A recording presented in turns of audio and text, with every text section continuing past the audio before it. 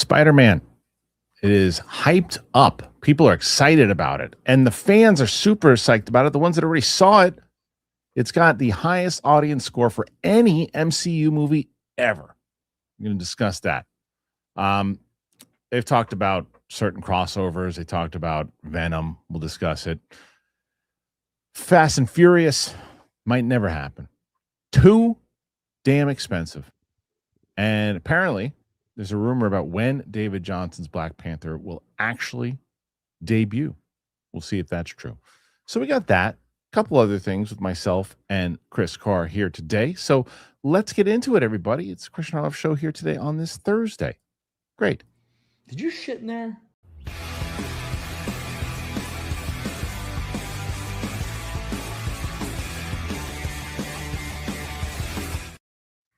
Good to have you all back here today. We are getting ready for we're going to have two massive movies in the theater right now, and both have Tom Holland in it. You got The Odyssey and you got Spider-Man Brand New Day.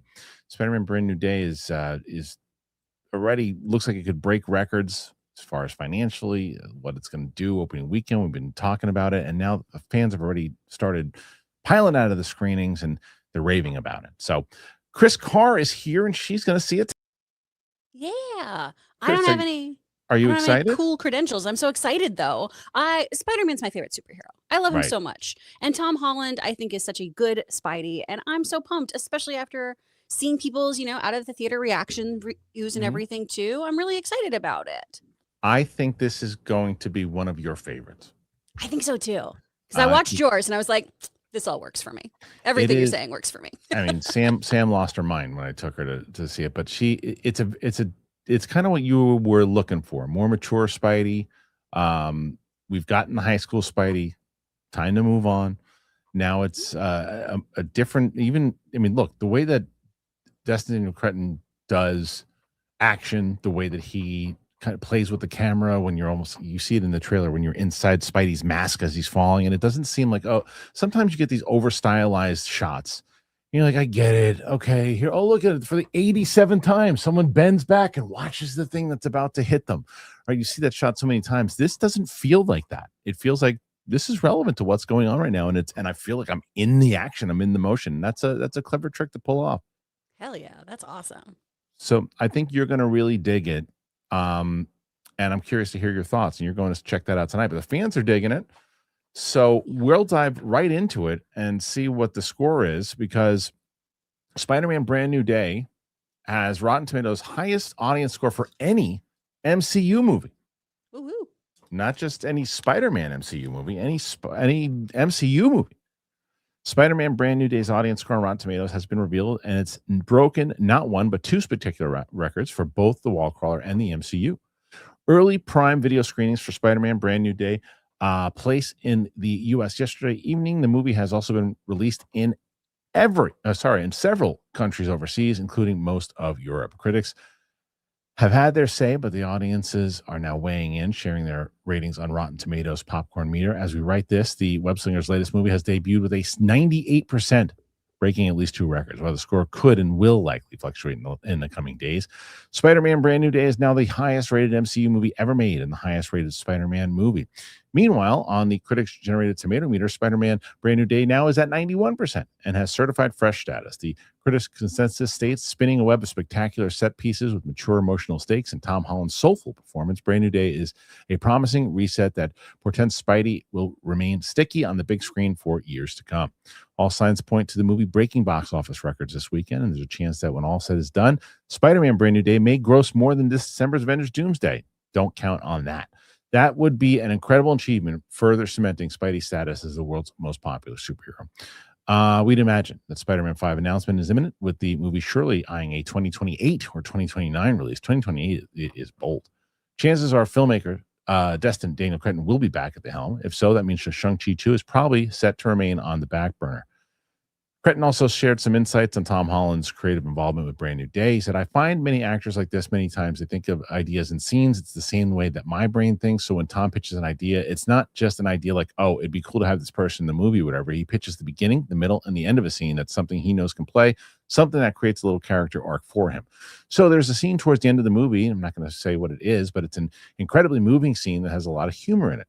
And I remember when Tom pitched that scene in the writer's room and the way he painted the picture, I could see it so clearly. So then we were able to take that idea, write it into the script, and that's what ended up in the movie. I love that story so much. We're going to talk about that in a second. Spider-Man Brand New Day is everything fans could want.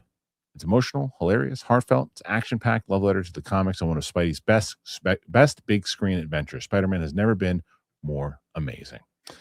That's got to get you hyped up, all that stuff, huh, Chris Carr? Oh my God, yeah, absolutely. Well, and especially because, let's call a spade. Marvel movies have not been getting a lot of love as of late. Even the ones that, most people have enjoyed, like, Thunderbolts, I know it didn't do well at the box office, but that at least got some critical acclaim, but had its faults and everything.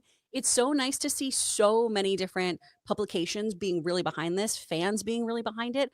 I think I only read 2 reviews where it was a little bit sour, and one it was just like, I think this guy's in a bad mood because he had to write his review at 3 a.m. Maybe so, because I still said with the flawed system, I think, of Rotten Tomatoes that Yeah. I don't see how, because basically anything under a 3 is not fresh. I don't see, even if you think it's fine, 3 out of 5. I don't see how you give this movie.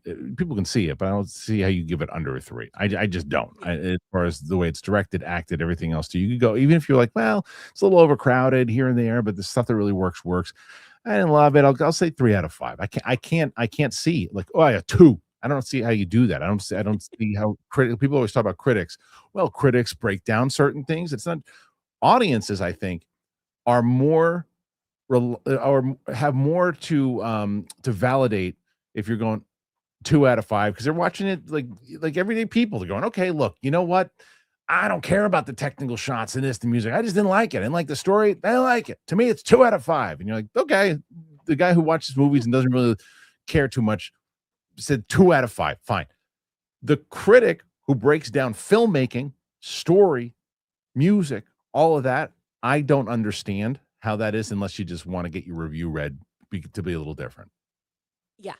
Well, and that's one of the ones I think, I can't remember if I was reading like Variety or something like that. Yeah. And I don't want to misquote anything, of course, but it was just one where they were complaining about how they got home so late because of how the review embargo, which that was a very late window. That did make me a little nervous. But what does that have to do with the movie? But it was just like, buddy, I'm so sorry that you didn't get your sleepy time.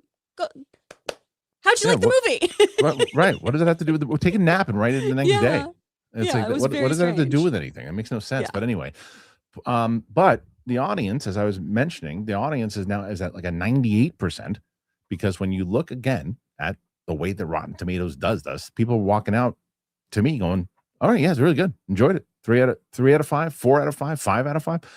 And that's what they and that's when you get that hype. And as you mentioned, Marvel has had hits and misses lately, right? But they definitely need a big hit to start to push excitement towards their other stuff. This movie does not only build Spider-Man lore and build out Spider-Man and make him more mature and give him more character arc, and I do think it's Tom Holland's best performance as Spider-Man, hands down. It also paves the way for the future of what can happen inside of this entire Marvel universe, and not in a jarring way. You're like, oh no, well, what the hell? What is this movie? And I want it to be a Spider-Man movie.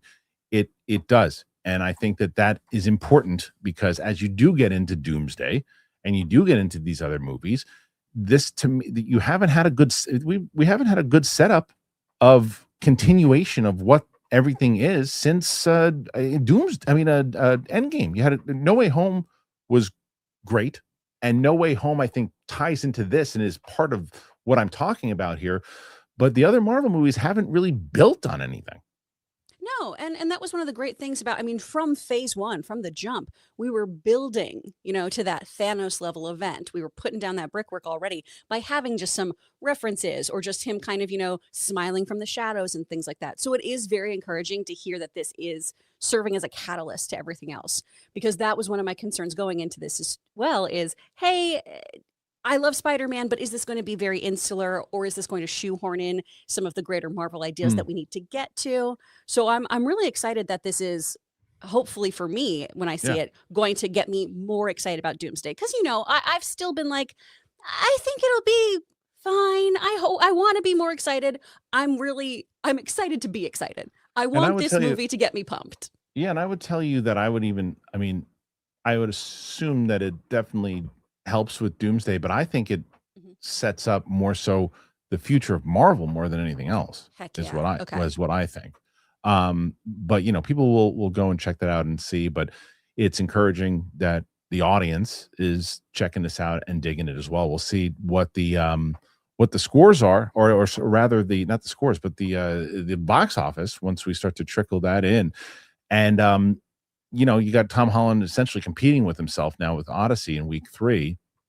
Odyssey's going to have not only have like a 28 or 29% drop last week, it's going to have a significant drop this week because of this movie. Yeah. Go ahead. You were going to say something? Oh, no, I was just agreeing. Yeah. Yeah. We're going to see that. I mean, it's still that movie's still fine. That movie's more than fine. It'll still safe. Yeah, it's still, made a lot of money. I still think it lands within the 1.3, 1.4 area, because I even talked to my brother this morning. I was like, "Did you see Odyssey?" He's like, "I can't." Every time he lives in Tampa, he's like, "Every time I go to try to see it in IMAX, it's all sold out." I said, "Well, why don't you see it at another screening? Instead of IMAX." He goes, "I don't want to see it in anything. I don't want to see it in IMAX." He goes, so I was like, "You should check it out before don't just wait for IMAX." And so I think that a lot of people are finding that problem. And then I think maybe Spider-Man will actually help. Maybe not necessarily with IMAX, but I think was sold out because Odyssey was harder to find. I think now because and it was funny because I said that I didn't think that, because it's so similar. You have the similar audiences with Odyssey, and Spider-Man, not in the same way that Doomsday and Dune are similar audiences, but they're similar audiences. But I do think, because it's week 3 and because it's been harder to find screenings, and because I think Spider-Man's going to be sold out, I think they're going to scratch each other's backs. Because I think so too. Right? Yeah, it's going to have a little Barbenheimer kind of situation here. Because I know we are still a household divided. I still have not seen the Odyssey because my husband insists we are waiting until we can see it in IMAX, because he doesn't want to, we don't have 6 or 7 hours to go see the movies. Yeah. So he's like, we're just waiting till it happens. I'm like, dude, it's been out for 2 weeks. I got to see this. And he's like, is the story going to be spoiled for you, Christine? I think you're okay. Right. So we definitely were able to get Spider-Man tickets, though. Those theaters are still crowded, but there's so many showings and everything, and so many. And it's not IMAX, and then people aren't clamoring to. Because people are clamoring to see Odyssey in IMAX. It's intended to be seen in IMAX, and they're sold out everywhere. Where Spider-Man, like you said, there's various screenings and people can go and check it out. I saw Spider-Man in Dolby. I would highly recommend that. Okay. Sam and I were sitting there watching it, and there is a scene, again, won't spoil it, where this consistent thumping happened. And because of the Dolby, it felt like the theater was boom, boom, boom. And we were like, holy shit, is this, we didn't know. I'm like, well, I'm not in California anymore. There's no earthquake. But it was that kind of, it was great. I love that kind of immersive experience. It was pretty cool. Nice. Okay. I'll have to double check that our tickets are for that. So that is one Spider-Man story.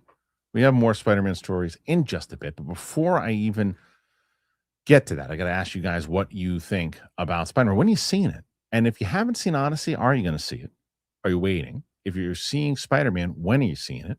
Put your thoughts in there. Let me know. And before we go to our next Spider-Man story, I'm going to tell you about Freecash. And then we will be right back. All right. I'm going to be honest with everybody right now. I don't really think that I can say, yeah, I've cut my screen time down. I haven't. But I definitely have found a much better way to spend it. I've been using Freecash, where I've told you guys about this before in the past. It's where you can earn rewards by playing mobile games, completing offers, or answering surveys. And the rewards can be cashed out for real money, which is awesome. It's free to join, and there aren't any hidden fees. On the first day that I did it, I earned around, I think it was $5 or $10, which was pretty cool. And from what I've seen, there are people who do it regularly, and they can make anywhere from $30 to $100 a month, which is awesome. It's definitely not something that's going to replace a full-time income, but it's a pretty cool way to make some extra money in your spare time. Freecash has built a solid reputation too, with more than 260,000 Trustpilot reviews and an average rating of 4.8 stars.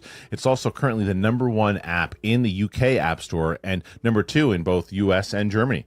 So far, they've paid out more than 250 million to users. Pretty great. Cool part is getting your money out. It's pretty straightforward. Your first cash out has a $25 minimum, but after that, there's no minimum withdrawal. So you can choose PayPal, crypto, or a range of gift cards. So if you want to give it a try, use the link or scan the QR code that's in my description.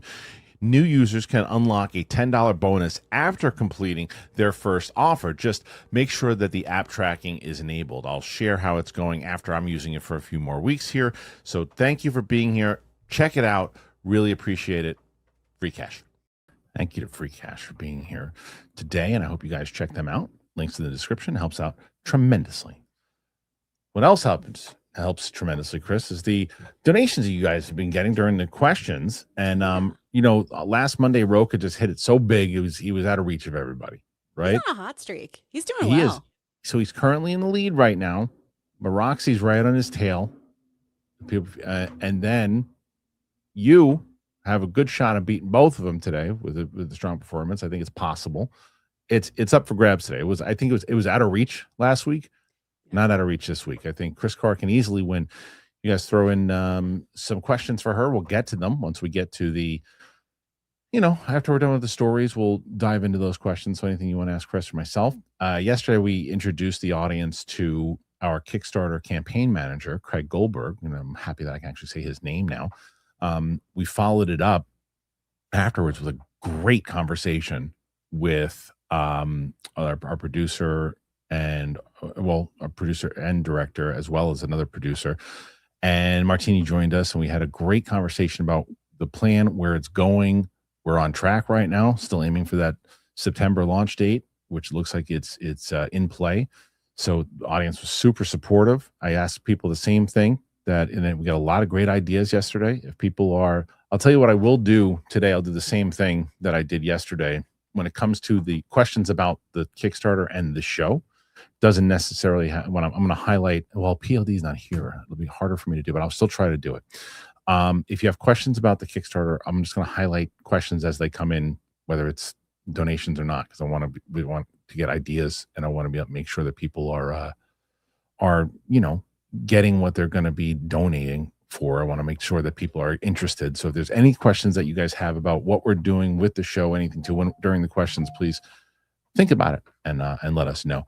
I forget if I don't have PLD or Luke here today, so I'm like flying blind. That's what I do. But we'll handle it, Chris. We'll make it work. I believe. Yeah. All right. Let's get into the next story, which we're going to stick with Spider-Man. And people keep asking about Venom.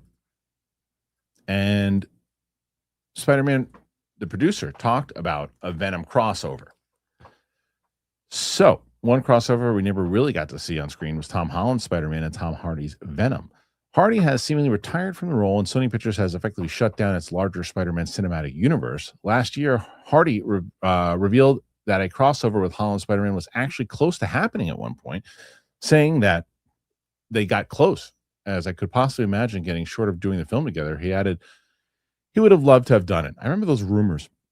Producer Amy Pascal, who had been tied to Spider-Man franchise for decades now, says she still hopes a crossover will happen someday. She and Marvel Studios chief Kevin Feige spoke with the Happy, Sad, Confused podcast and were asked how close they got to making the crossover happen. It would be great. Let's put it that way, said Pascal. Feige intervened, saying, always have hope, with Pascal then adding, I have hope, we have hope. Pascal did then confirm that an animated Venom movie is still in the works. As last report, Final Destination Bloodlines duo Zach Lipovitsky and Adam B. Stein were set to direct the animated movie at Sony. Okay, so let me start with this. I love Tom Hardy. He's one of my favorite actors working today. Anything that he does normally, I'm like, what is it? He brings in electricity to it. Love it. I don't want anything less than a Venom Tom Hardy movie and Tom Holland. Let's do something new with the character. And they did what they did with that franchise. It has especially after seeing this latest Spider-Man movie, the tone is so significantly different, and it's a buddy comedy, these Venom movies. and I don't want to see that transfer over. And Tom Hardy seems kind of bored with the role at this point too. He's done 3 movies, whatever, 2.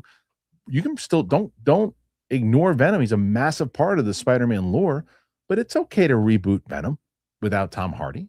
And you should do that eventually if you're going to do it. And I don't think Tom Hardy is necessary to do a Venom crossover. I don't know how you feel about this.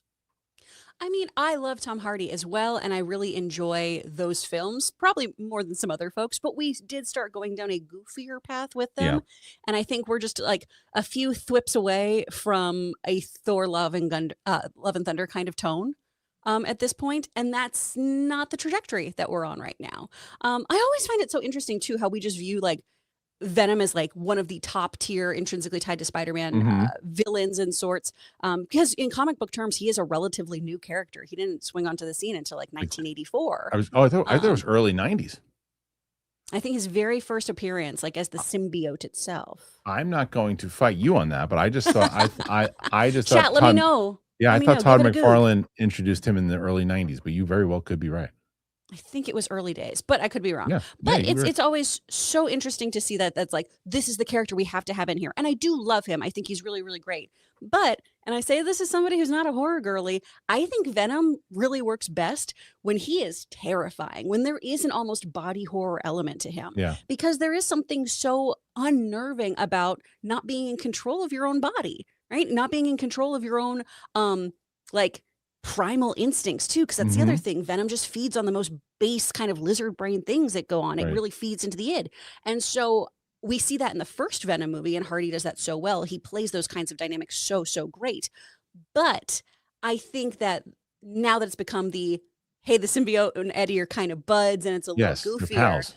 unless you go towards like an Agent Venom kind of situation where, you know, Eddie is no longer, you know, like doing really like vile things. He is actually working for the greater good of folks. You could maybe kind of bridge that gap over there with him and Tom Holland Spider-Man. But at this point, because we are resetting so much stuff, bring in somebody else. Bring in somebody who could play Venom theoretically for several films, because that's one of the interesting things. And it's okay to, inside this whole MCU, to recast new things, right? Like Tom Hardy's thing was really yes, he showed up in Brand New Day at the end, but part of the multiverse thing. You bring in whoever that Eddie Brock is from this universe, let them do their thing, whatever it might be, take its time. And then look, eventually they're going to set up the X-Men and everything too. And the X-Men are going to be brand new. And all these things, it's okay to introduce a new generation to new actors inside of their generation, right? That's what they're doing with X-Men. They're going to, you know, from all the rumors, it looks like they're going to be casting younger with X-Men, right? Which is smart to do, to get more. You start casting everybody in, you know, if Tom Hardy is in my age bracket, you know, so it's like that's, you're not going to get a younger generation excited about Venom right away. He's an awesome actor. Again, one of my favorites, if not in the top 5. But I think you need to recast and give new opportunities to new generational actors to get them excited, to get them back in the theater to watch these movies, because that age demographic is dwindling when it comes to these. Clearly not with Spider-Man, but that's why, especially with Spider-Man still holding on to that age demographic, then start to cast inside that, because look, guess what? Tom Holland, Zendaya play to that age demographic. So do the same thing with other people inside of this, and it could potentially help you revitalize your demographic. Absolutely. We get some fresh faces in there. Again, we could kind of go back to like square one of Marvel, you know, Tom Hiddleston, Chris Hemsworth. Right. Those were not household names. And now look at them. Right. And they were what, in their 30s. Yeah, they were younger. Yeah. And also, I mean, just because of the nature of film, you know, I love so many of these other actors. And, you know, I say this as an actor who is, you know, 2 years out from 40. I wouldn't want to be trying to play a gifted youngster at this point. You know, I don't want to Ben Platt this and be like, hello, my fellow kids. You need some people in there who can age with the films, mature with their audience, and also just have the longevity to be part of a franchise for a good decade, because that really is what you're signing on for when you join a Marvel franchise film. No, he does not. And no. Oh, no, Mel, we were just talking about Venom in general and how Amy Pascal wanted that. I've been doing that lately. I might have said he shows up at the end of Brand New Day, but I was talking about No Way Home at the end when he shows up at the bar. That trust, I spoiled nothing. I promise you, and hence why they asked him about asked Amy Pascal about a crossover eventually. So yeah, I've been doing that a lot when I've been trying to reference. If I bring up No Way Home, I keep saying Brand New Day because that's the way. So I very well might have said that, and if I did, apologies. Anyway, so I don't really care about that crossover, but maybe the audience does. So we shall see what they think. Put your thoughts in there. Let us know. We're going to stick inside of the comic book realm still, but we're going to shift over to the MCU outside of Spider-Man. And recently, you know what's funny is the same thing with Roxy. I'm going to guess, and correct me if I'm wrong, you have not seen Alien Romulus. No. Okay. And you have not seen Long Walk. No, I've read The Long Walk. Right. So and I don't know what's the show, guys, that David Jonsson is on. So you're not that familiar with him yet. No. Okay. David Jonsson is a brilliant actor. Brilliant. And he shines in The Long Walk, and he shines in Romulus. He steals the show in Romulus, and it actually would be pretty great to see, because there's rumors.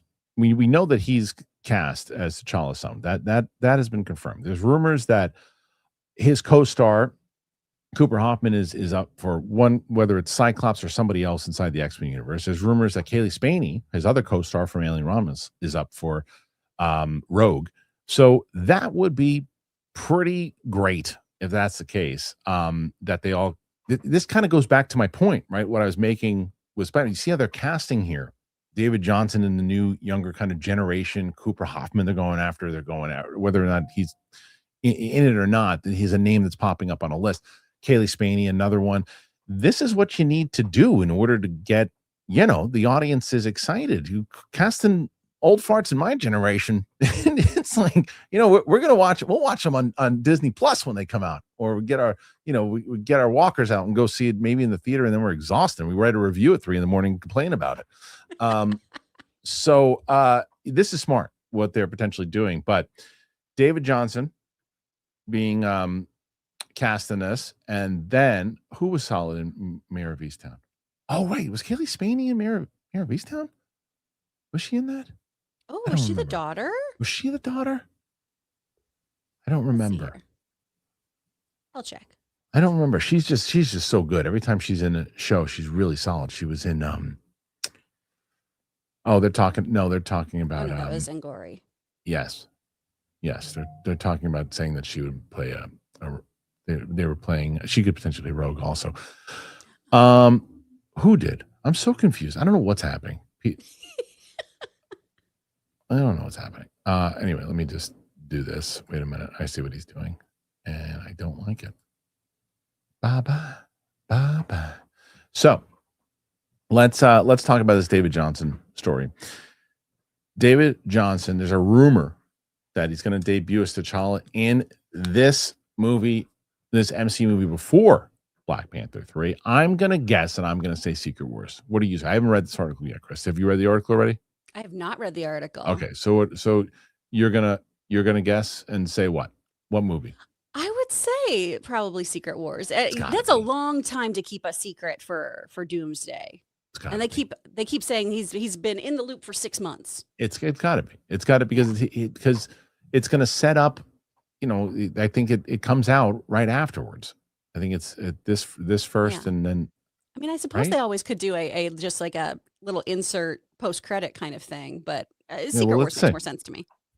At last weekend, San Diego's Comic-Con, the Long Walk star David Jonsson was announced as the MCU's new Black Panther. And now a new rumor reveals when he'll make his debut as T'Challa. Black Panther Wakanda Forever ended with the introduction of T'Challa and not his son, T'Challa the Jr.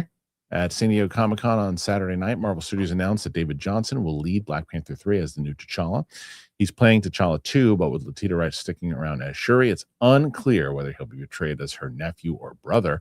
After all, the post-Doomsday Secret Wars MCU change to the timeline are expected, and this could be among the biggest. How does that work? I think he's going to be the nephew. I think they already said that. Not a brother. According to insider Daniel Rickman, Jonsson is set to make his MCU debut in Secret Wars. This was to be expected, especially after lead concept art revealed Battleworld and New Black Panther last year. It makes sense to put the spotlight on T'Challa in Secret Wars, as it would serve as a suitable launching platform for Black Panther 3.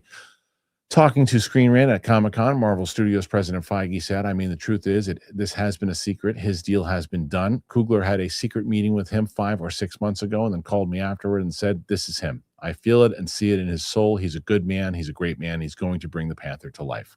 I mean, how do you not trust Ryan Coogler? He knows. Yeah. You know what I mean? He knows. So we said, that's it. What more do you need when Ryan Coogler sees and feels that? And David's movies are awesome. He's awesome in his movies, and I think we're just beginning to see what he's capable of. I'll tell you what he is capable of, keeping a secret for about 6 months until this very moment, and that was extremely exciting. Jonsson has been named as a possibility for the role for some time now, though it looked like Damson Idris, that's what I was hearing up until the day before the damn thing, might be the front runner. However, Coogler told fans in Hall H that he cast the new T'Challa after seeing Jonsson in The Long Walk, so there was very little to those claims about Idris. Not very little. That's actually not true, but I think it was between the two of them. But Coogler made the decision. I want to say thank you so much. Thank you, Ryan. Thank you, Kevin. Thank you to this amazing family for the honor and privilege and the blessing to join. So yeah, I mean, look, that we guessed it right beforehand. It makes the most sense, right?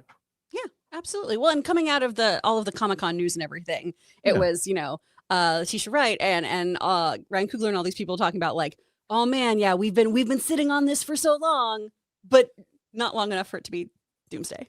Right. Yeah. Right. Yeah. And they said it in the article too, and I didn't actually read this portion of it, but like when Black Panther shows up in Civil War, it was a great introduction to show, wow, that's amazing. I remember the gasps in the crowd, like when he showed up and they made him such a badass, and then he's chasing them in the street, and you just get to see what he's all about. But they don't just introduce him in a way where it's initially just, oh, look at him kicking ass. No, they introduce him with his dad, and then the emotional incident that shows how badass he can be. And then you just really showcased the brilliant acting of the late Chadwick Boseman. So when you're now getting that endorsement from Ryan Coogler, and if you have seen his movies, you understand immediately what he's saying, because there's just something like Long Walk was one of I knew nothing about that movie, Chris. When I walked into it, I had not read the book. I didn't know anything about it. I heard something, it was like a Stephen King thing. I didn't know if I was getting a creepy horror movie. I knew nothing about it. I didn't want to know anything. And I walked in and it was one of these things where I just was surprised by everybody who was in it. And I went, oh, the guy from Romulus. I like that guy in that movie. And by the end of it, I'm like, that's the guy from The Long Walk. And I'm sure I'm going, oh, that's Black Panther. Oh, that's it. Everything he does, he just has like, he stole the movie in Long Walk. And Cooper is great, but it's David Johnson's movie. I thought he should have been nominated, to be completely honest with you. Dang. Okay. Because everyone who I talked to did talk about how he was kind of like the beating heart of that film. 100%. That's wonderful. Well, yeah, after reading that book, I was like, I don't think I can see that. Yeah, no, there's some really, really graphic stuff in there, but if you can turn your head away for a little bit, it's worth it's not an easy movie to watch. Like it's tough, but like he's just so magical. I freaking love Mark Hamill and everything too. So I do need to watch it streaming. Again, it's always I don't want to be screaming and like making pukey noises in a movie. You'll do that for sure. But Mark Hamill in there. Come on, boys. We only got 3 miles left to go. His voice is like it doesn't say that because there's tons of miles left. Anyway, so I'm excited to have him in there, and I think that makes sense that Secret Wars we're going to see him, and that introduction hopefully will be reminiscent to the way we felt when the first time we saw Boseman in Civil War. I believe that we will, but I think that, and you did see, Chris, a great, even people who we weren't familiar with them, there wasn't a lot of, they cast that guy, there wasn't a lot of that. No, it was, oh, that's a solid actor. Yeah, because how do you follow up Chadwick Boseman? I mean, that's really, it's kind of the same, like, how do you follow up Christopher Reeves? How do you follow up, somebody who is such a consummate actor, a well-trained, incredible actor, and have them take on such an iconic role? And so I'm so excited that everyone's really behind this guy because of his acting chops. That's really exciting to see. Yeah, me too. Oh, well, I did have a yeah, question though for you. sure. Because the moment there in the article, nephew versus brother. Yeah, that doesn't make sense.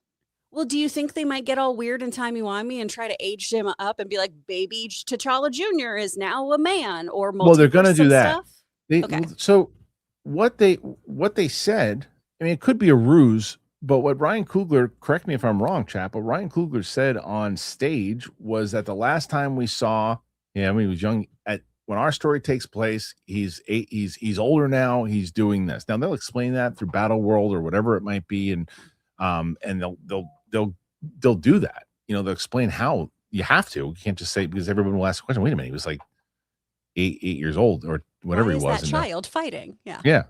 So now what they're suggesting is that they could just, because of all of this, it could just be another T'Challa. Now that isn't what I got from that introduction on stage at Comic-Con, but like I said, it could be a ruse, but I don't think so. I think they're going to stick with this with his son. I think so, probably. Yeah. That's what makes the most sense. I mean, it's just the time part of it that's a little odd. I think so. So, all right, let's move on to we'll get to something outside of the comic book realm now, and I wanted to bring this up because I remember I was going to see some screening, and Winston and Mike took over and were doing the show, and it was actually a famously hilarious episode because they both were like factually just getting things wrong left and right, and I was watching on the train and texting him, and one of the things that Mike famously got wrong is he said, I can't watch any Luca movies because that guy's doing a full AI movie and I won't watch it. And then the chat is lighting up the chat going, he's not doing a full AI movie. He's doing a movie about anti-AI. He's doing a movie about, and lighting up the whole chat. But then we found out that what it was is that Amazon actually, because they have this deal with AI and everything too, they scrapped the movie. Yes. So Andrew Garfield is speaking about that now. And after the Hunt, makes sense that they would be working together. He is barely in After the Hunt, but when he is, he's another one. He's just an absolutely incredible actor, and so he always shines. So it doesn't surprise me Luca wanted to work with him again.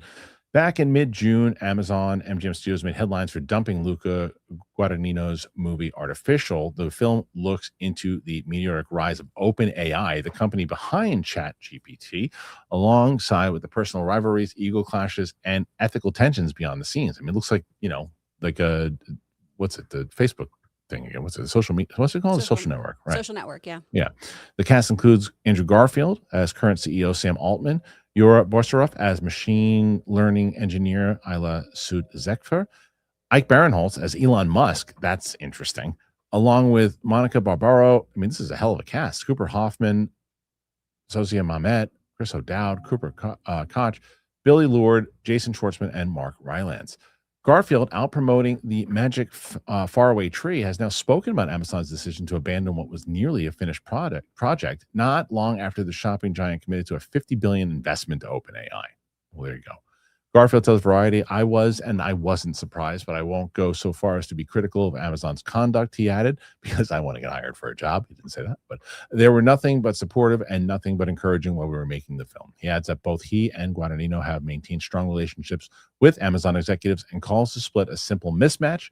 There are certain things at certain places and don't fit at other places. He says he's also thankful the studio helped the film land where it truly belonged. Okay, that was my next question. Neon picked up the $40 million budget film with plans for awards qualifying run later this year. Okay, that's a happy story, I think, at the very end of it. I thought it was going to be another kind of like Batgirl story where Amazon just got rid of it. It's found a new home, which is really exciting. And frankly, Amazon doing a film that is,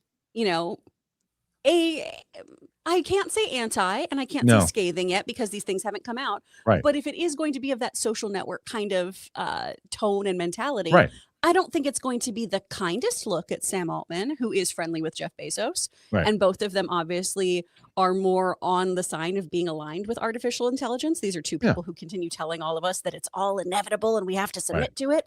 So it makes sense that this would be a weird home for any movie that wasn't going to be very pro all of that.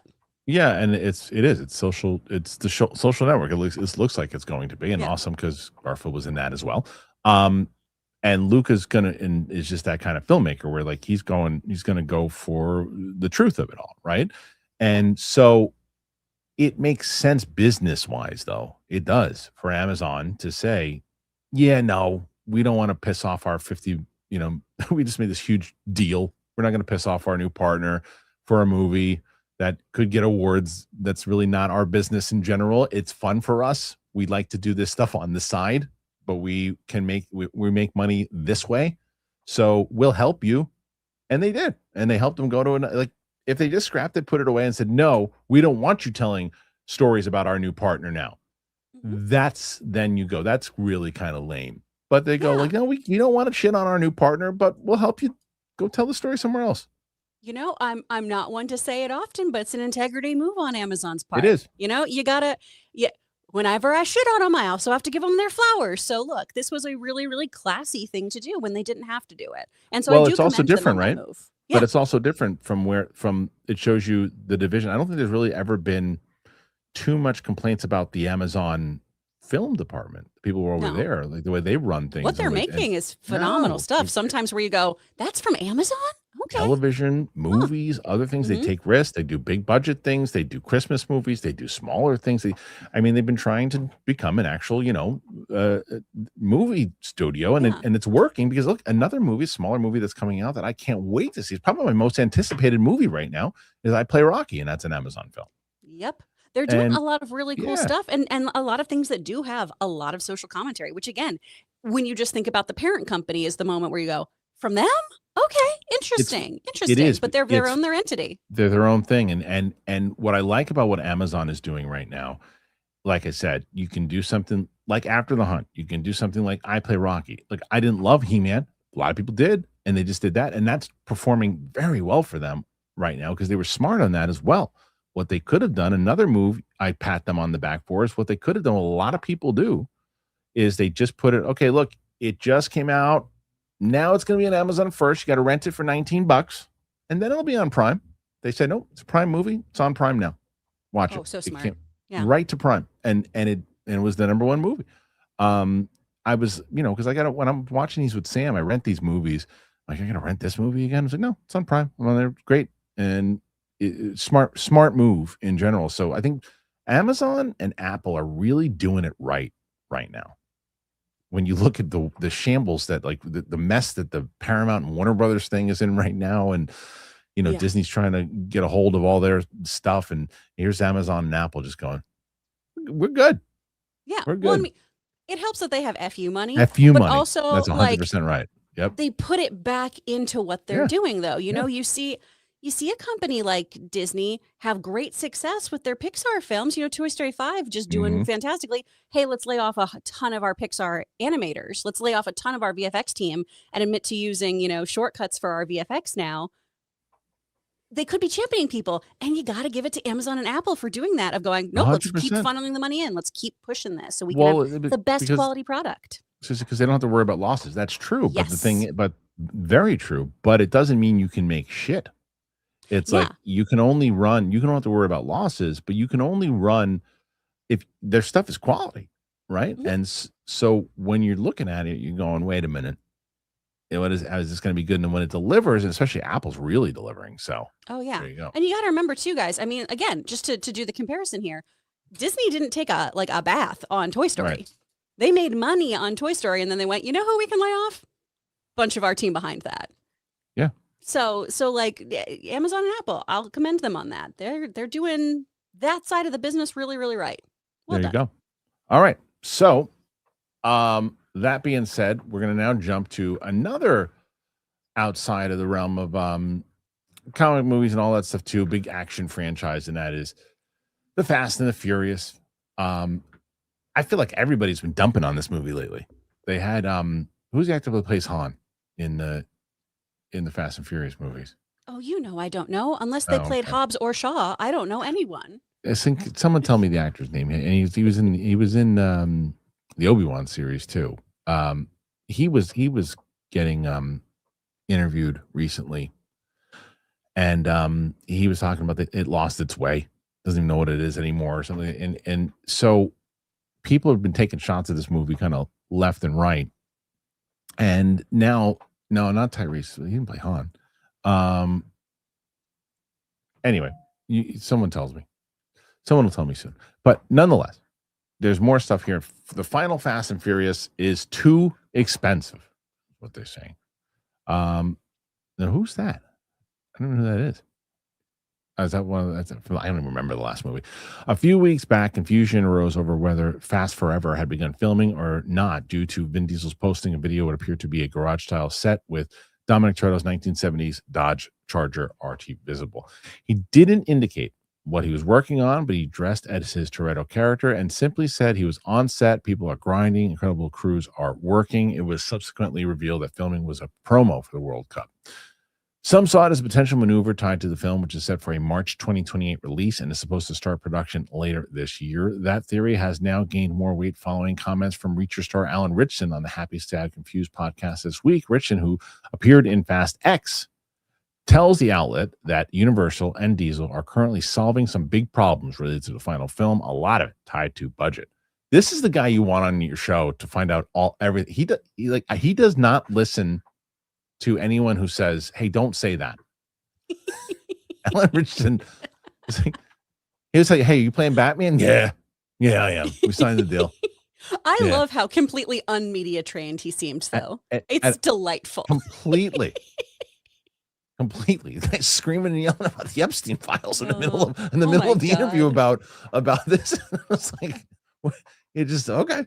I know a lot. We have conversations all the time. I'm a big part of those conversations. There's a lot of obstacles. It's expensive to make. It's too expensive. It doesn't make a lot of sense. There's more efficient way to shoot these shows, and so there has to be a way to show restraint while also honoring the fact that this world has expanded to something humongous. We are at the crossroads of something very hard to figure out, and everybody's figuring it out. There's going to be another one. It's going to be great. Just a matter of solving some big problems. No cast for the new entry has been announced. Louis Leterrier is expected to return, though not confirmed as well as the director, while last reports Michael Leslie was writing the script. It is made fairly clear in past reports the film is going to have a smaller budget than the $379 million that Fast X ended up costing. There's no world where that last movie should have cost that much. It's insane. It's insane. The movie made like $800 million and like either lost money or barely broke even. I think it lost money. It was insane that movie cost that. I mean, they just reported that the new Avengers movie is 400 million or something like that, or less. I can't remember what it was. Jesus. That you can justify that. You can justify that. You can't justify this, especially when it barely breaks even. And maybe because the previous ones hit the $1 billion, but the life of the franchise is hanging on right now. And Vin Diesel isn't really the movie star he thinks he is. He's good in these roles, but he's not. But I think he thinks he's a bigger star than he is. And you've got to be able to scale. You've got to make this next movie. You want to turn a big profit on this? You make it for $150 million. Find a way to do it. I say this is a person who again has only seen Hobbs and Shaw. I'm so confused by the everything of this franchise. Mostly, I mean, it started out as, a very like point break car ring situation. Yeah. And then I believe in the 9th one, they went to space. Oh, no. Yeah. Yes. Like, but briefly. So actually what they did, I thought that was actually brilliant, was because the first movie and the second movie, they're like a point break thing, like you were saying. And then, it kind of, the third one doesn't even have Vin Diesel in it. And the fourth one is kind of where it starts to change. By the time you get to the 5th one, it turns into a big, huge action franchise, right? Okay. Outside of that point break type of thing. And it really was a brilliant idea because it turned it around and it flipped everything. And it changed, the tone of it. And then the 6th one, same thing. Then once you get past there, it starts to get into superhero, nobody can die type territory thing where you're taking cars and driving them off one building and landing onto the next one. And, the stakes get the power lower. Of family, baby. It's 100%. But and then like you said, they go to space and they do these things. And it's like, okay, there's only so long that the audience is going to go, this is still fun. And if you don't have the audience going, we want to see what comes next, you cannot spend that kind of money on this movie. You can't. And so the studio, again, this is back-to-back stories where you and I think, are going to be taking the studio side here. the studio has every right to go, listen, we gave you 370 for the last one and we lost money, and we made 800 million and we lost money. You cannot make this movie. This is what you hit.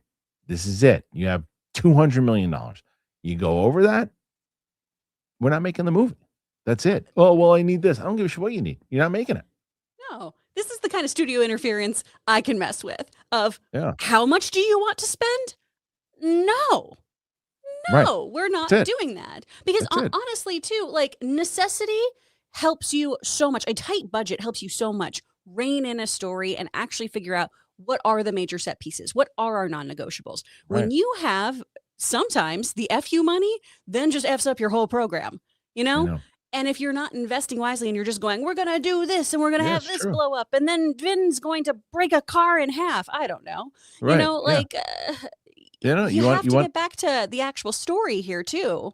I always look at it like this. Look, I know people love Terminator 2 and I love it too, but I like Terminator 1 the best. And I like Terminator 1 because of the constraints that James Cameron had and what he had to make work and what he had to do in order to really bring that story to life in that 1984 classic science fiction horror film, right? And he had to like really rely on characters and his story and everything else. He was handcuffed to say, figure a way to do it. This is a very small movie and make it big. And he did. And that's just one example. There's tons of examples of people who are just like, I mean, shit, man, look at Obsession.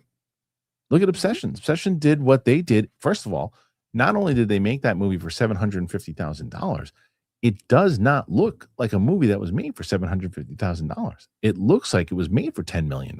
It is beautifully shot. They used every dollar the right way.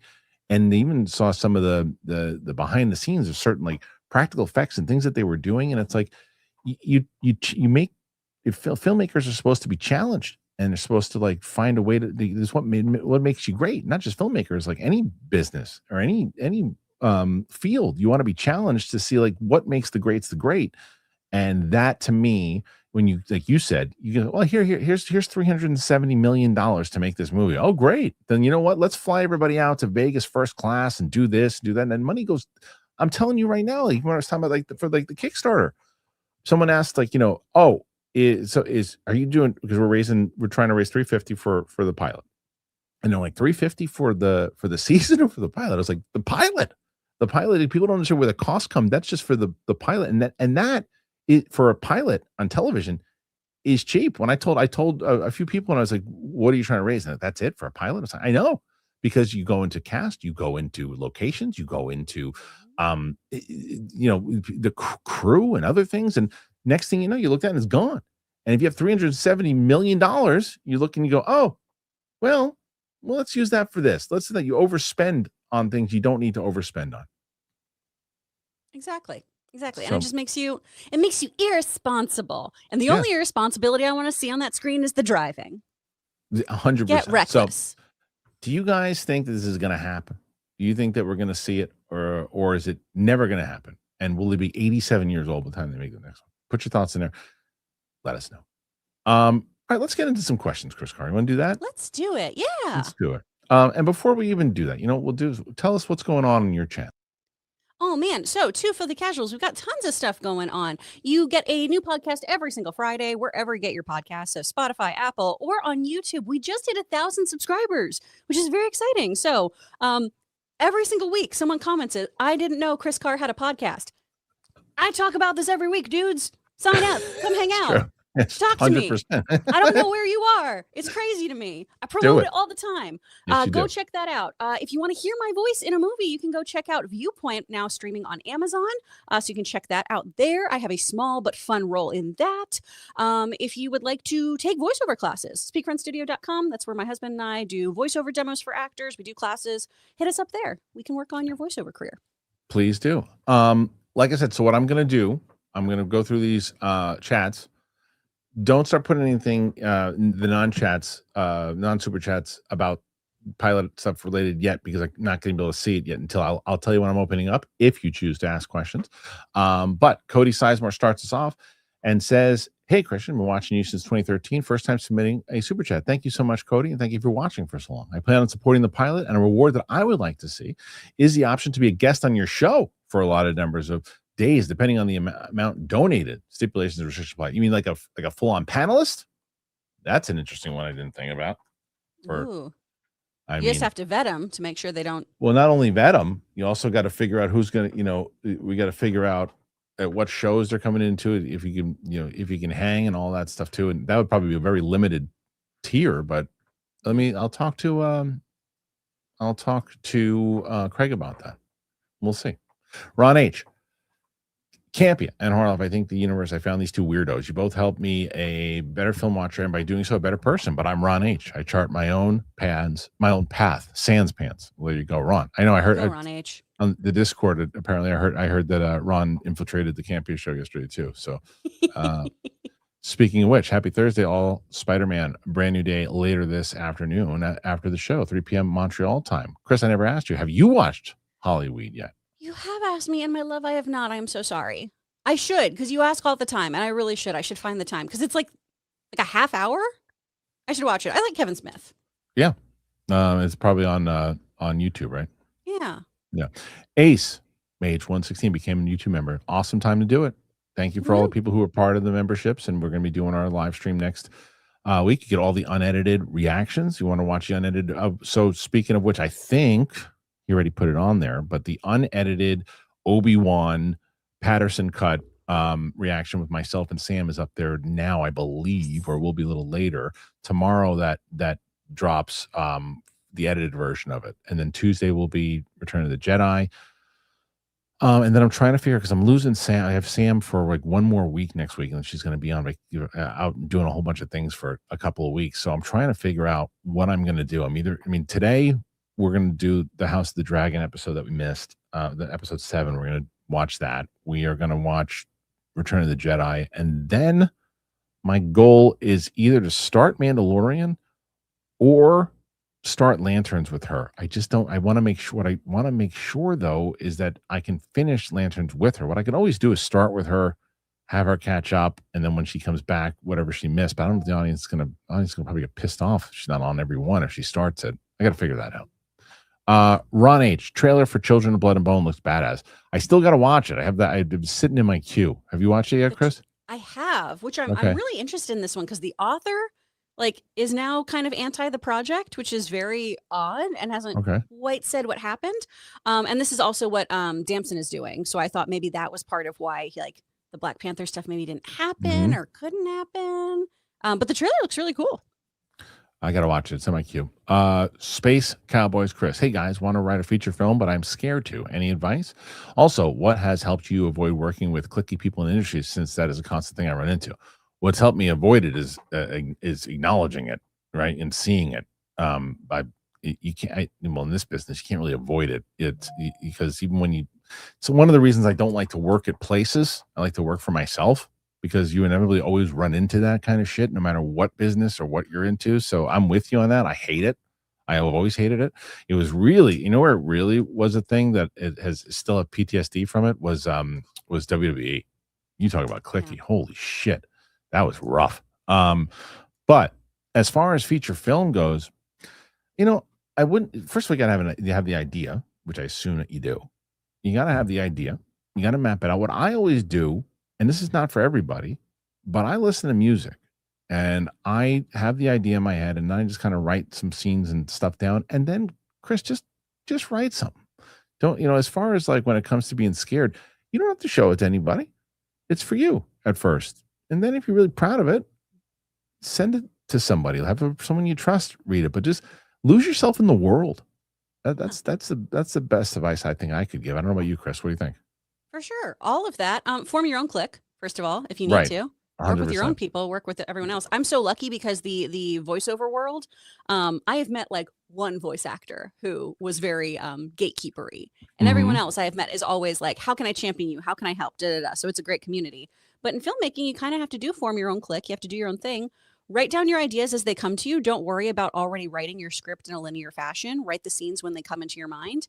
And then just know your first draft, bud, is going to be dog water. All right. It's not going to be good. And that's great because it's going to be the worst version of what you write.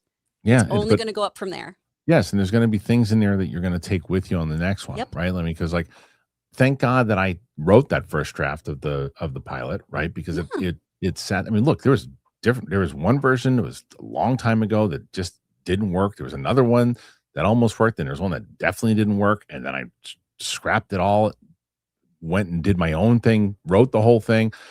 And even that version, which I liked, that got forward the vision of it to Martini when she read it, we scrapped that whole thing, but we kept the essence of what the story was about, and then we wrote our own version. So you just grow with what it is. You just got to trust in your gut. All right, Sammy. Happy Thursday, Kristian and Chris. Are you guys excited for SummerSlam this weekend? Is there any matches you're looking forward to the most as well? I hate to tell you that I didn't even know it was coming up. That's what I was going to say. I didn't even know.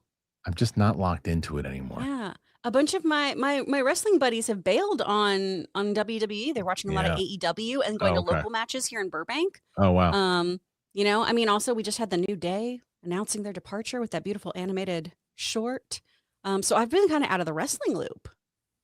Yeah, same. I just, I see clips here and there, but just not as intrigued as I was. But that's what wrestling does. It weaves you back in and out. Yeah, Ron H. Chris, don't be like these older dudes, Kristian and Campy, who, despite claiming like Kevin Smith stuff, both say, oh, we're so busy. Got to watch this other stuff. This show is less than 30 minutes.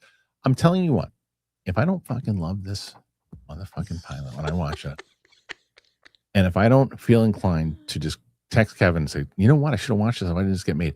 If this isn't the best thing that Kevin Smith has ever done, Ron, your next super chat has to be $8,000.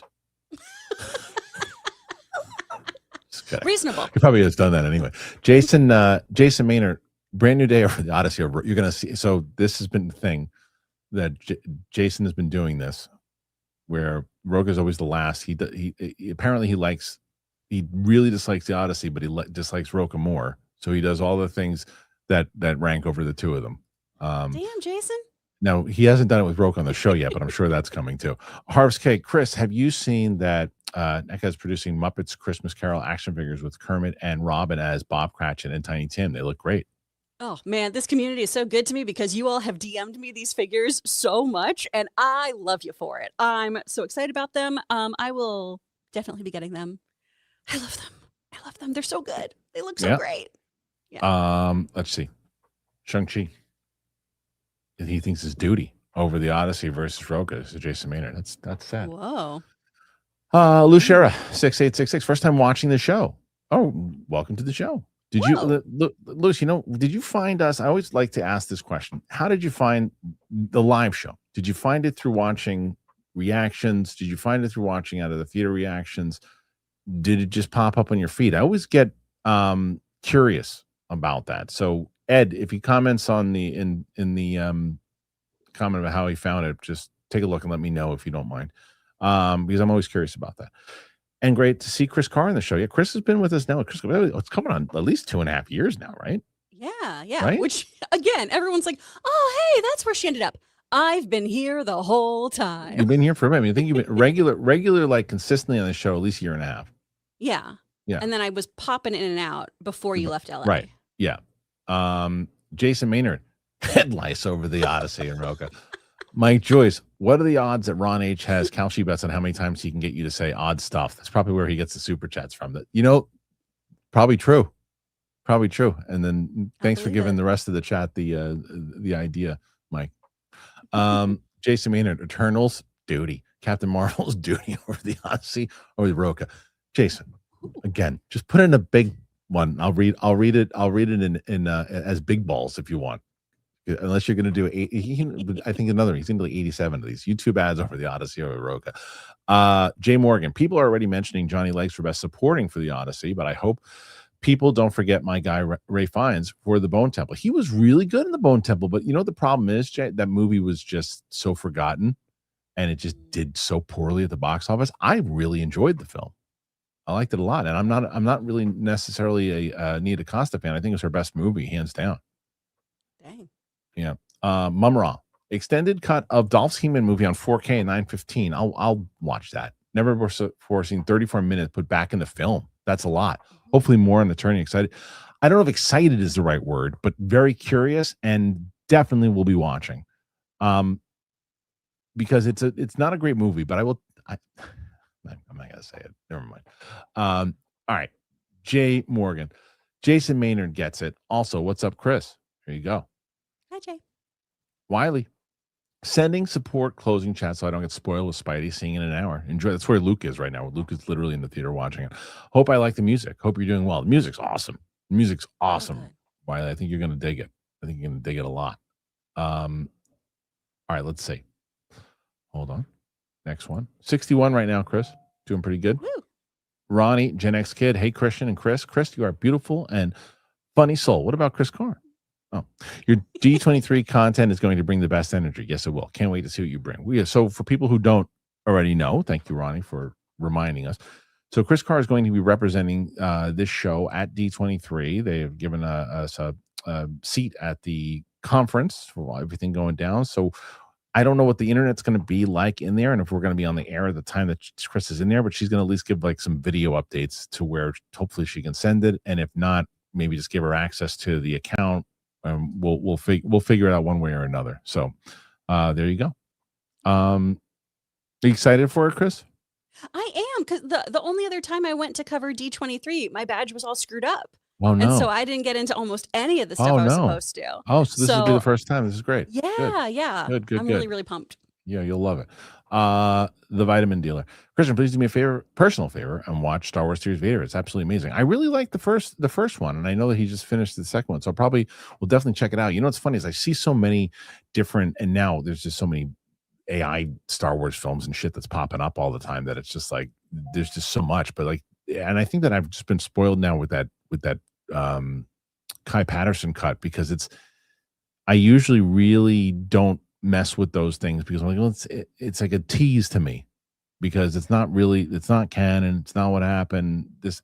But what Kai Patterson does inside of this whole thing was that he does what they intended and builds it. And because I'm doing this with someone who has never seen Star Wars before, I can cheat, and it still takes the essence of who those characters are and that story of what happened to them, and that's the way she experiences it. So I like that. The other stuff, the fan films, I appreciate, and I think that people put so much effort into it. But I put up a short that I did. I think that they should do a 6-episode Vader series. I think that if they did it in like a dark vein, it'll do really well. Ron H. Chris Campia says he's still not fooking with the BBC, but he does admit that the animated version could be possible. Oh, Campio, when will you learn? I don't understand what that means.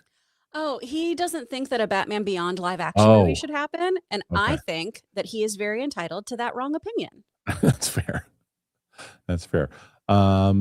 Okay. Next one. Johnny, do you think there would be room for 2 different Spider-Man in live action films, maybe with Peter and Miles? Well, Peter and Miles, yes. Yes, I think that eventually they have to bring in if they want to continue their Spider-Man universe. There's only so long Tom Holland's going to do it, but you can have him pass the torch within Marvel with Miles. Absolutely. Yeah. I think that's the way you have to do it. You can't right? just go, and here's Miles Morales. Right. I mean, it works the way they did it in the Into the Spider-Verse films, but because we have an established Peter in our universe who has been our Spider-Man, you got to introduce him to have that mentor-mentee relationship. Yes. And it's also, they have a step up now. Like if you would have just showed Miles out of nowhere and just like comic book fans would have known him, it might not have worked as well. But because the Beyond the Spider-Verse movies, people are going to be kind of waiting for him. Exactly. So yeah, Jason Maynard, Tom Hardy, Venom over the Odyssey over Roga. Ronnie, these Spidey reviews got me geeking out. I already got my A-list ticket for tonight, Saturday, Sunday. The people have spoken and I am ready. Ronnie, please let us know what you think when you see it. I'm going to be releasing my spoiler review with Sam. That will probably come out on Friday. And then I'm going to do a full-on spoiler discussion with Roka on Monday. I assume everybody will have seen it hopefully by both of those. You can watch, if you haven't seen it by Friday, you can check out the spoiler review with me and Sam on Saturday. Yoshimitsu, I would love Tom Hardy's Venom in the MCU without Tom Hardy's Eddie Brock. It's the voice performance that makes those movies. Yeah, for sure. Yeah. Okay. Yeah. John DX Dragon. I understand Holland wants to pass the torch to Miles, but I prefer the Parker films with his most popular villains, Venom, Goblin, or at least Carnage. Afterwards, they can bring Miles. No rush. Yeah, I mean that's probably what they'll do. I think that you end Tom Holland's new trilogy with Miles, right? Yeah, I think in that second film, you meet a sweet young kid. Yeah. Who Peter has he bumps into, or we at least establish, like Miles's dad or mom or something. We meet them somehow. Even bring back Donald Glover, and my nephew's been making sure that I stay on the straight and narrow, something. And then in that third movie, we're in that mentorship relationship. That would be great to do he's that. Got his powers. Yeah, make that count, that scene in that movie for sure. Yeah. You did that one. Okay. Vixter. Watch Wasteman with David Jonsson. It's superb. I mean, I'm gonna catch up on his library, so very well might. And I believe it. Greenie from Oz. Seen CM Punk, Kristian? He's super duper ripped now. I did see that he's trying to get himself more in shape. I did see the clips of when he beat Sammy for the championship, and it did. He looks he's doing well. Yoshimitsu, so happy about David Jonsson as Black Panther. He has a warmth and kindness about him that the character really needs in addition to his strength. That's exactly right. I think that's exactly what Ryan Coogler said as well. That's lovely. Yeah. Oh my gosh, did you see that side by side? Oh my goodness. Wait a minute. Oh my God. Wait, is that? And okay, what is that currency? I don't know. What does that transfer over to? I don't know. I mean, either way, thank you so much. Because that's I think that's 10 cents. Is that? Maybe, I don't know. Wait. I'm not sure. The internet could be. It's about it's about $200. Oh, then Google why. I just did it. Oh, okay. It's about $200. Oh my God, Ace! Thank you. That is super super kind, and propelling Chris Carter potential victory here this week. That is very nice of you, Ace. Thank you for doing that. Wow, that's amazing. To which he has a question that you're going to get. Because Chris, that's very nice to Chris. Chris, any suggestions on how I can push myself to finish one of the books that I'm writing? I get halfway, I get bored, and then I start a new project. Ooh, okay. Well, again, thank you so much for that incredibly generous super chat. That is really, really sweet of you, dude. A couple different things here. When you have I'm bored, is it because you are pursuing an idea that is not interesting to you, or because the idea of writing is boring? Because if it is I don't like where this idea is going, I don't like this, genuinely, like, stream of conscious, right? Follow where that thought takes you. See what else happens here. You can also always implement what's called the Pomodoro technique. This is something I do a lot. So this is work for 25 minutes, take a break for 5 minutes. I also never sit down and write and then immediately go into an edit. Same way that I do an audition, and I do not go into an edit. I take a break, I walk away from it, I do something fun for myself, and then I come back to it so I can be more objective as opposed to fatigued from doing the task. Also, if there is another new project, that idea, definitely pop that down, pop an idea notebook of next idea here and tab that out, or however you like to organize things. But just really ask yourself where the boredom is coming from. And if it's boredom because of what you're writing, or if it is this is tedious, I don't feel like doing this, and that's when we just have to power through. If you need to, come up with a reward system for yourself as well. Once I hit this chapter, once I have this outline done, I get this. I get to do that. And even try working in different places. It's one of the reasons why y'all will see me at Universal Studios working out of the 3 broomsticks, because working in a new place a lot of times re-energizes me and gives me different ideas, and people watching helps me. And so that's something too that really just gets those creative juices pumping. Great answer and a great question, because look, we all get there, and we also get stumped.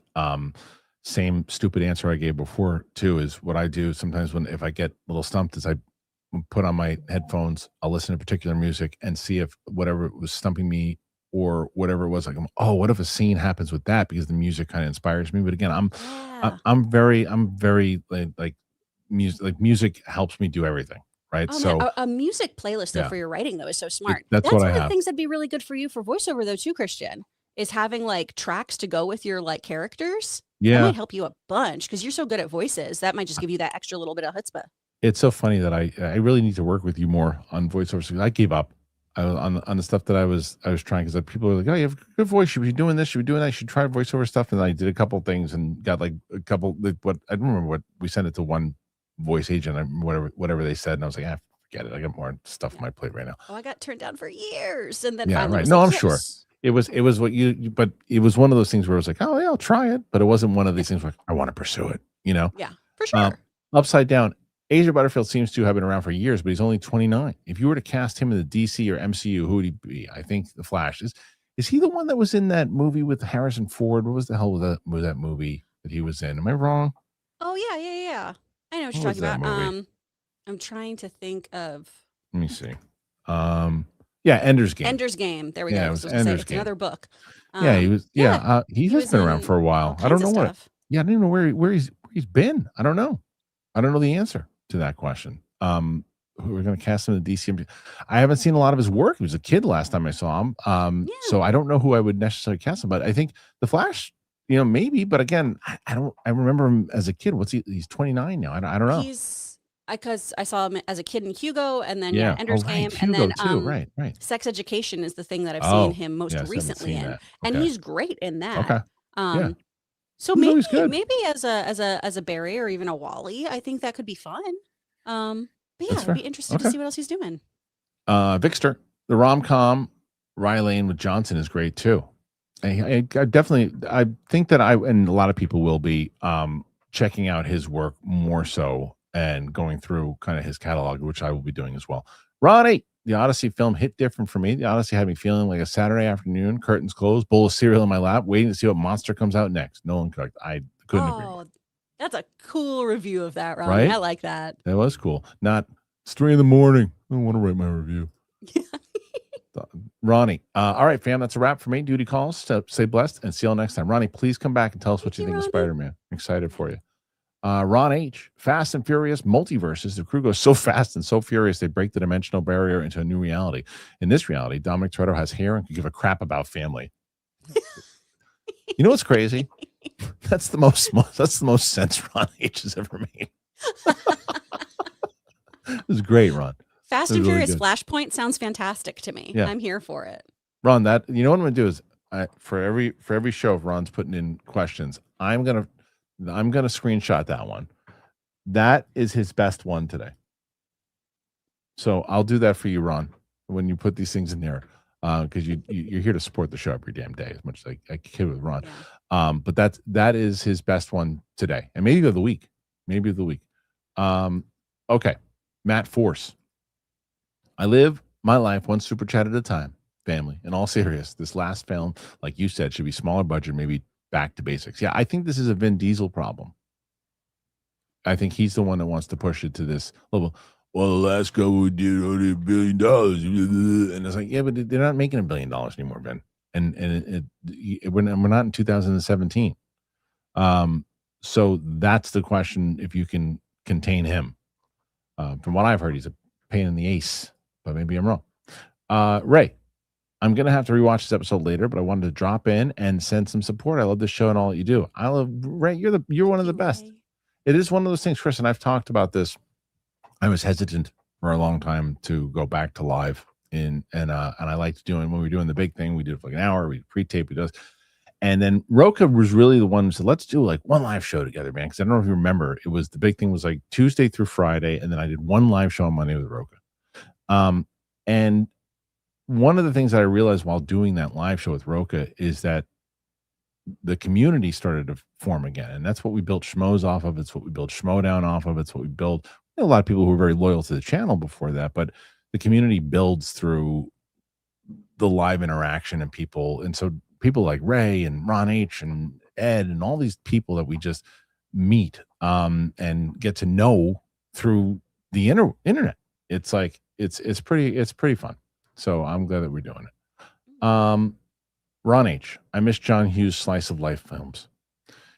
Well, did you hear the rumor, Chris, about that Macaulay Culkin pitched a new Home Alone movie? No. And apparently that they're into it with him older. So, but you got to capture that. You got to capture that essence, because I don't want a Christmas Story too. Yeah. Kyle 6'7". Oh, thank you so much. Go pal. Have a call at 1, so I can't stick around, but support another person. Thank you, pal. You're always here. Yeah. Yeah, always. Super pal. And he before he leaves, he gives 5 memberships to people. Dang, all How nice is right. that? Thank you, Gold Pal. Ron H. Could Weird Science be redone? I'd be interested. I think it could with today's technology and stuff. Yeah, Yeah. 100%. Yeah, You absolutely. make some changes, but yeah, sure. You Yeah. could do it. Yep. Jason, how much to be on the show with Roka? I mean, if we do that tier, I guess that's the case. But I've got to also confirm with my co-host too, because you're asking a lot of them. Ron H, Jason Maynard, you two are maybe not enough money in the world. That's true. Roga's scared of people. No, he's not. Tara Reid's career over the Odyssey. Come on, man. Brutal. The Odyssey, the Roka. Wait, so we're saying the Odyssey is not as it's he not doesn't. as good as like Sharknado? No, he's doing it creatively. So, Oh yeah, no, he's making doing a great. stance against the Odyssey. But like, I just think that's hilarious. Of like, man, if I could watch Sharknado over the Odyssey, I'm picking Sharknado. Dark Smirk. Sorry, been away on vacation. Beach, don't ever apologize. Enjoy your vacation. Theme Park and saw Tuner in Art House Theater post Comic Con. Think there's more reveals in Doomsday? Definitely. No, definitely more reveals for people that we don't. You mean like that we haven't heard about yet? Yeah, for sure. Yeah. But that's Tuner. People dug that. And Ron H loves Tuner, but people love Tuner. Yeah, that was just in and out of theaters, and I really wanted to see that one. Yeah, Ron H. We need to accept Roka, COVID, the Rona. Yeah, he's hopefully he's got COVID right now. Hopefully he's recovering.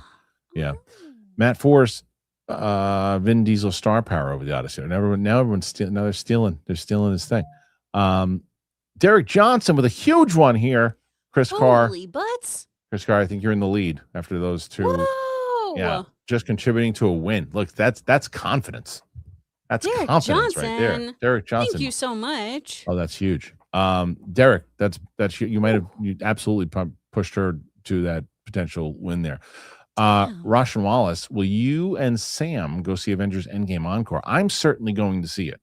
I want to make sure. I'm hoping that they do press screenings for it. I have definitely become jaded with not going to press screenings because people don't know how to behave in theaters. Yep. It really, and I get agitated really fast. So I would hope see stuff at 9 a.m. Yes, that's what if they don't do a press screening for that one, I'll probably be going like 10 in the morning to go see it. Yeah. Ron H, 8,000 joules, statue of Christian shouting, "What the F, Ron H?" Yeah, we should. Look at this, Chris. Derek Jonsson really trying to get you 20 memberships at the red tier. Look at that. Derek Jonsson crushing. Derek, you're the man. Derek, I wish you were here yesterday to meet Craig. Our guy. He'll be back on again, but I think you really like him. He's so it was funny because yesterday I reached out to some old peeps that I have from Schmodown days. There are people that I have to go to LA to shoot something for the pilot, and familiar names that people would know that I reached out to help us work on some stuff. And I'm not going to support that. I'm not going to announce that just yet. But people will be excited that I'll be working with these people again. Nice. Yeah. So Greenie from Oz. Oh, which also reminds me, I don't know if he's going to watch this now or if he's going to watch it later. Joey Moda, check your DMs. And sometimes Joey pops in, and hopefully if somebody knows how to get in touch with Joey, tell him to check his DMs. I got a potential gig for Joey Moda. All right. Greenie from Oz, support Derek Johnson. It's hilarious. Derek, that was huge. Thank you. Grimbeer, you mentioned Penny Barber playing a role. One of her issues with Hollywood from the interview was they only have sex with co-stars. If you get her, Mike's going to be begging for a role. She was, clearly was a joke with her when she's saying that too. But like, there's things. Look, Sasha Grey was in Entourage and she was great.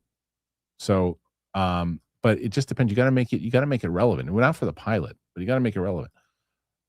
Go Blue 343. Have you ever had Sam react to Project Hail Mary? I don't have the time yet. I know everyone's been asking for that one. Everyone's been asking for that one. That movie's 3 hours long, so I've got to find a day. I really wish what I would love to do is I would love to find a way to get the budget to just have Sam quit her job and just bring her in here every day and have her do live shows with us, have her do reviews every day and reactions every day. But I just can't do that yet. Ron H. Derek Jonsson swinging his Johnson. Let's effing go. Yeah, right? Yeah. Johnny Patrice, if Kristian watches Hollywood because of all the respectful spamming, that's a very good way to put that. I'll take note of that for 1983's Fire and Ice, respectively. Is that going to be the next? Look at that. Do you see that the picture, by the way? Is that Mike? It sure is. Really, really good. That's really, really good. Oh, Mike. Perfect.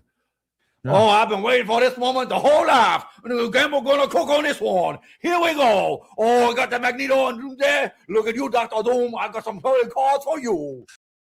Perfect. It was really good. All right, thank you. So, you guys ever watch Wizards 1977? Oh, no, I don't. Not sure. No, I don't think I've ever seen that one. Grimbeer. 400 Joules Eagle. Thank you. Jason Maynard, Christopher Lambert over the Odyssey Roku. Christopher Lambert's awesome. Johnny Patriza, Roxy and Chris always get the compliments. So here you go, Kristian. You're glowing, gorgeous, and absolutely owning that look. Thank you so much, Johnny. Appreciate that. Thank you. Grimbeer, 400 Joules Eagle. Thank you. Blood Pudding over the Odyssey over Roka. Thank you, Jason. Well, let's not besmirch blood pudding. All right. What is that? Shit's tasty. I mean, it's like a little sausage, but it's made out of like coagulated pig blood. All right. It's good. 10 Joules. Happy poop. Thank you so much. Ron H. Thought the trailer for the redone The One Piece 2027 was great. Can't wait. Those who are afraid to dive into the story should try this version. I don't even know what that is. It's not from actually One Piece, is it? Well, they're doing an anime that's the condensed version. So kind of like how there's like Dragon Ball or Dragon Ball Z Kai. There's like Full Metal Alchemist. There's Full Metal Alchemist Brotherhood. This is going to be a nice condensed one so that it's, hey, you've got 3,000 episodes if you want to catch up. Right. This is going to be the kind of like Cliff Notes, if you will. So I think it's going to be really cool for people to get into One Piece. Okay. That's a good way to do it. Joey Pedros. What's up, Joey? Getting more and more excited for our pilot. Happy to be part of this community for almost 2 years. Been around since Collider, but this crew is ace. I mean, I said it, like, you know, it is easily the most relaxed and most fun I've had ever doing this show. And it's been like doing this inside of my career for like, it just has been less stressful. It's been more fun. I look forward to it every day. And there's a reason why this pilot is even a potential thing, because like I said, and I'll talk about it when we have the director on and everything too, it's like, we were going, like, the goal was always, let's see what the audience would even think about this, see if they would get behind it. Then they started to say, yeah, we would want to get behind this. We'd want to do this. And I was like, okay, let's move. And then we got to a place where at one point I said this, it was getting too complicated. And the thing, we were going to go away from Kickstarter. We're going to do everything else. And it was taking a while. And I'm like, we should be running this thing already. And then there was a conversation of, maybe we should just go the traditional route, try to sell the thing. And I remember, and I sat there in the parking lot with the producer and director, and I was like, my audience didn't get a chance yet. I'm like, no, I don't want to do that. I want to give the audience a chance. I want to give me the chance. And there you go. He looked at me and he goes, let's do it. And then so here we are. So I'm excited to do it. So there you go. Ron H. Where the Fook is Cavill's Highlander? Is that even going to happen? Yeah. What in the hell? I don't know. Not sure. Upside Down. 0101. Would you like to both do more stand-up? Ever thought of doing a stand-up tour with your gang? Why do you enjoy it and what got you into it? Well, funny you say that, and I've been talking about it. I mean, for people who are in New York on October 8th, myself, Jen Sturger, and Ellis will be doing a show in Belmore, Long Island. So hopefully you can make it if that's a possibility. So yeah, I mean, look, it is another one of those things that it was my life. You know, it was what I did 7 days a week, 2 shows a night. Like that's what I did. So what got me into it was just watching stuff with my dad, watching stuff with one of my best friends. So there you go. That's about Chris. How about yourself? Yeah, it was just something I started doing as like a teenager in Houston, and then started going into comedy clubs when I legally could, and kind of went from there. Yeah. I kind of did get burnt out just because for those of you who don't do stand up, you do these things called bringer shows where your time is really dependent on how many people you get in the audience. And, you know, that would oscillate from me getting, 30 people to come see me in the Viper Room, and then I maybe would have like Logan in the audience. And then my time would get cut, or I'd get bumped, or other things would happen. And I just got really sick of the bringer thing after a Yeah, while. I And get it. that's part of it. You got to pay your dues and everything. But I just hit Mhm. this wall where I was doing comedy, you know, several times a night, and ended up spending so much money to like get my people there of like, I'll buy you guys your first round. I'll do this. Right. Like, come here and I'll get you that. Yeah. So I really love doing stand up with this crew of just being able to That like was pop fun. in and hang out. Yeah, that that was was so fun. much fun. Yeah, it was fun. It was, yeah. Yeah. You know, And my the Ice comedy's House just actually, changed. the Ice House actually asked me back for our crew to do it. I know it just don't live there anymore, but like, Yeah. but he was like, let me know next time you guys want to do a show. And it's just, I don't want to put too much on my plate, but it's not something that's out of the realm of possibilities. Yeah. Ron H. Comic and Fuzzy are missed. Come back soon. Yes, they are. And 100%. Oh, where'd Chris go? What happened? Where'd she go? Just got disconnected. I'm all by myself. It's all right. I can do this until she gets back. So, hey, says the G-Man, I enjoyed the Masters of Universe React. He-Man in OKC. Yeah. Look, there's, you know what I love? And this is the thing. Look, what, contrary to popular belief, I am very happy that so many people love that movie, including Mike, everybody else too. I'm so glad. I just liked it a lot less, even more the second time that I saw it. And I just don't, it reminded me of when I read that John Woo script version of He-Man, let's go get cheeseburgers and stuff. And it just wasn't great. And so I still don't love it, but people seem to really enjoy it and they like the tone of it. So there you go. What the hell happened to you? I closed my browser. I accidentally clicked my mouse and was like, what the fuck just happened? Can I have one show where I don't just like screw this up for myself? I've done that before. I mean, I'm not gonna lie. 100% in the middle of a show, just close out. Yep. Greenie from Us Hollywood. Two stoners battle neighboring cookie magnet and enlist the help of a charming porn star to help them navigate up and down of managing a business in the quest for profits and the buds keen. Who no, makes a lot of sense why Ron H would love it. Ron, who's the star? Is that the one you always mention on the show? I remember her name. Norwegian, right? We figured that out. I googled it, but thank you so much. Thank you so much. Yeah. I looked at the conversion rate, not the actual monetary rate. So thank you, Jason. Nokia track phone over the Odyssey over Roga. Thank you for the generous donation there. Dang, Jason. that's great. That was great. Thank you, Jason. Ron H. Nugs always help me be creative without pants. Totally. Again, it's lose yourself in whatever world you're in. Ron says perhaps USA needs to change its national anthem to the song from Team America. America, F yeah, coming again to save the mother effing day. Yeah, you all know the lyrics. I mean, they definitely use that at some events for sure. That's what I sing every 4th of July. The best. Ron H. Older Kevin against hardened, sticky, wet bandits. Sign me up. But at this point, Kevin going to murder these bandits. I mean, he kind of does in the second Home Alone is a straight up, like, he's a psychopath. He's throwing bricks at people's heads and everything too. He's a psychopath. The first one, he's just trying to survive with the paint cans and everything too. But like because they're trying to rob his house. The second one, the guy's just like defensive. He's like tossing bricks at the guy. Greenie from Oz.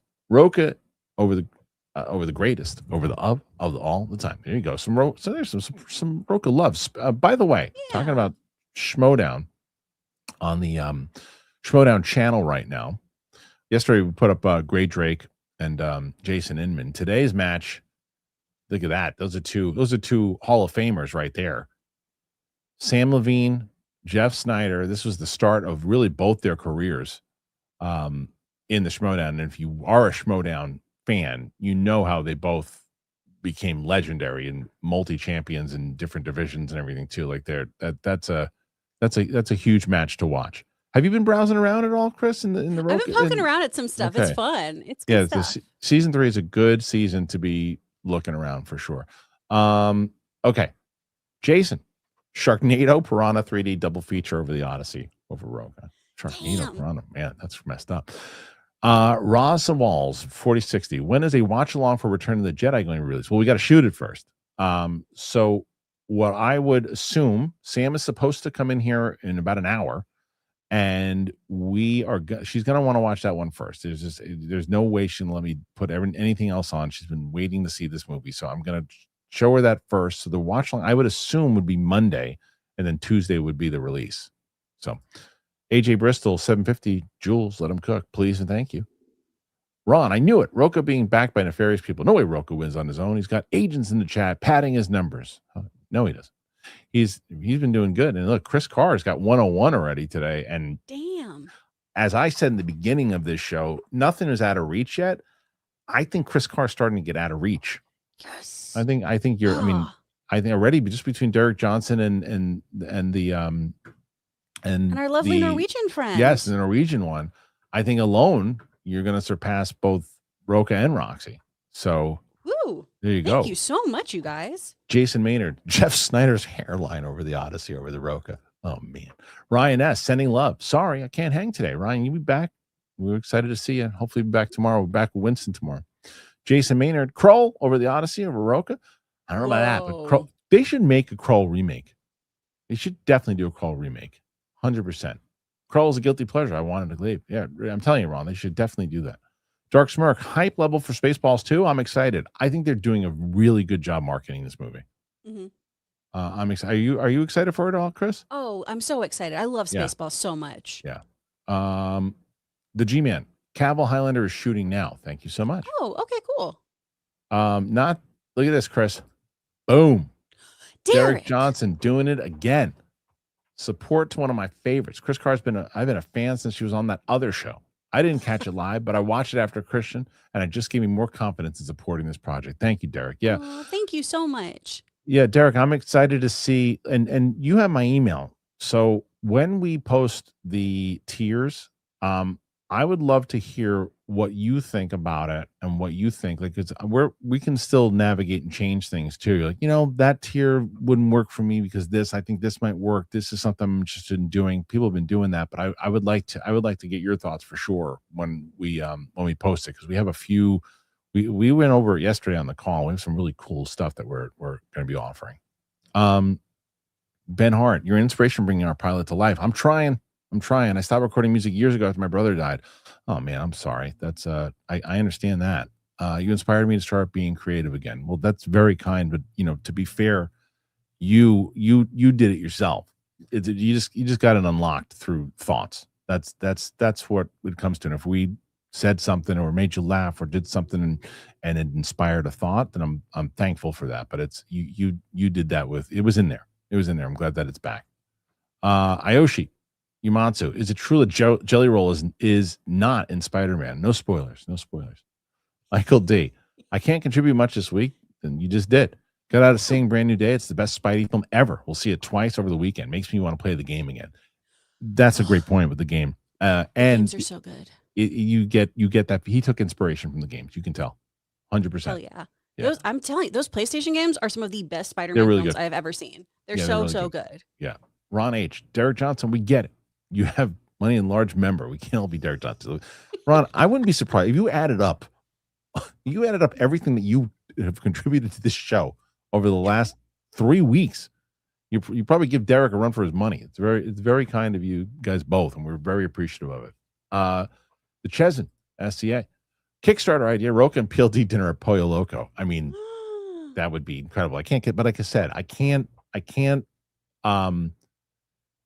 the only thing that I can say that you're going to get from the co-hosts in this show, because I can pay them to do so, is when I'm doing live streams, when I'm talking about the Kickstarter and everything too, I can have them come in, and I can't offer their services on things. Like I can't say, at this tier, you can get a voice lesson from Chris Karsh. And the fuck you, it's like, but unless right. And that is the point that I'm open for 100%. We can work that out. I mean, that's exactly right. It's like, okay, if that's the case, and it's got to make money, it's got to make sense to Chris Carr financially, and it's got to make sense. So maybe that is something that we can maybe, Chris, even saying that out loud, maybe a voice over, like maybe we do like a limited tier where we can do like, and whatever that costs me to do, we just figure that out. That would be actually a great tier. I would sign up for that. I'm so let me phrase this correctly because I was about to say I'm Yeah. so cheap. No, Yeah. my classes are very affordable. It's $65 an hour, so Great. So we can figure that we out. can make So that maybe a tier easily. that'd This be great. though, I like this idea because in my head, it's like chicken shop date. Oh yeah. The two of them, but they wind up murdering each other. The G-Man, Chris, congrats on the D23 gig. Yeah, it was. Oh, thank you. I'm so excited to have her part of it, and the fact that she never been there before makes it even more exciting for me. Yeah. Jason Maynard, William Shatner's acting over the Odyssey of Roca. Poor William Shatner. Ron H. Hollywood stars Kevin Smith and Donnell Rawlings. Descriptions are similar, but not like the pilot. I'm a lot like Pete. At least I think so. All right, I'll keep that in mind if I ever watch it. Bobby, I'm hoping that Roca sees brand new day to talk about on Monday, but he announced on X he has COVID. So yeah, I mean, we talked. He and I have been texting back and forth, Bob, and he said that he's hoping to see it on the weekend if he tests negative. So yes, I mean, if he's not on, I might have to save the spoiler discussion with Mike on Tuesday if that's the case. Ryan Kelby, there's more IMAX tickets available for the Odyssey. It depends on where you are. Depends on where you are. Jason Maynard, I'm late to the party. What's Sam's story? Why is she who you feature for the watches? I guess I missed a lot. She's great. It's a good question. So Sam is a childhood friend. I've known Sam since the 1st grade. Ming is someone I've known since the 1st grade. Tina is someone I know since the 5th grade. Right. So when I came back in town, I wanted to find some people that I enjoyed hanging out with and watching movies with. That I was like, okay, maybe let's see if they're interested in doing it. So what I also found out, Tina's a movie buff. She's seen a lot of stuff, a lot of horror movies she hasn't seen. So we try to watch like kind of smaller things. Ming actually hasn't seen a lot of stuff, but there's some things that we've been checking out together, and there's other shows that we want to check out. But Sam hadn't seen Marvel, Lord of the Rings, Star Wars, Game of Thrones, like nothing. And I was like, whoa! I'm like, well, let's try that. And then the first movie I ever did with her. And I've known Sam for so long. She's really funny. She got a big personality. She's the most honest person you're ever going to meet in your life. And people love her. Like they always have. Like she just got that kind of personality. And the second we watched Logan together, and I said, it's funny you say that too, because I was literally thinking about that today. She's just so natural on camera. Like she doesn't have that thing where it's like people don't know what to do at first when the camera's on them. She doesn't do that. She the other day she's like, I don't know what I'm gonna say about the review. I'm like, you'll be fine. And she was fine. Right. She just so that's who Sam is. Sam's been and she does a lot of reviews and reactions for me because people gravitate towards her energy. Like, look, Chris, you love Sam. Oh my gosh, she's so funny. Yeah. I want to meet her in real life so badly. Yeah. She's so fun. I have to give her like a cameo in the series if it goes. I really do. I need to tell you guys too. Yeah. I did listen to a bunch of clips of you guys because I had an audition. Yeah. I keep getting stuff where they're like, we need an authentic New Yorker. And I keep getting stuff for being an authentic New Yorker. And so I'll just sit and listen to like some Sam clips. Oh, yeah. Because they're like, we don't want you to be character. We want you to sound real. And I'm like, I know who to listen to. All right. 100%. You let she 100%. So I don't like her. I've gotten pinned for it. So like, oh, good.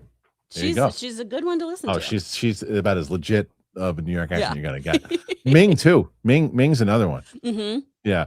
Joey Pedras, what's the most memorable score from a film in the last 5 years? One that stuck with you, or you find yourself humming.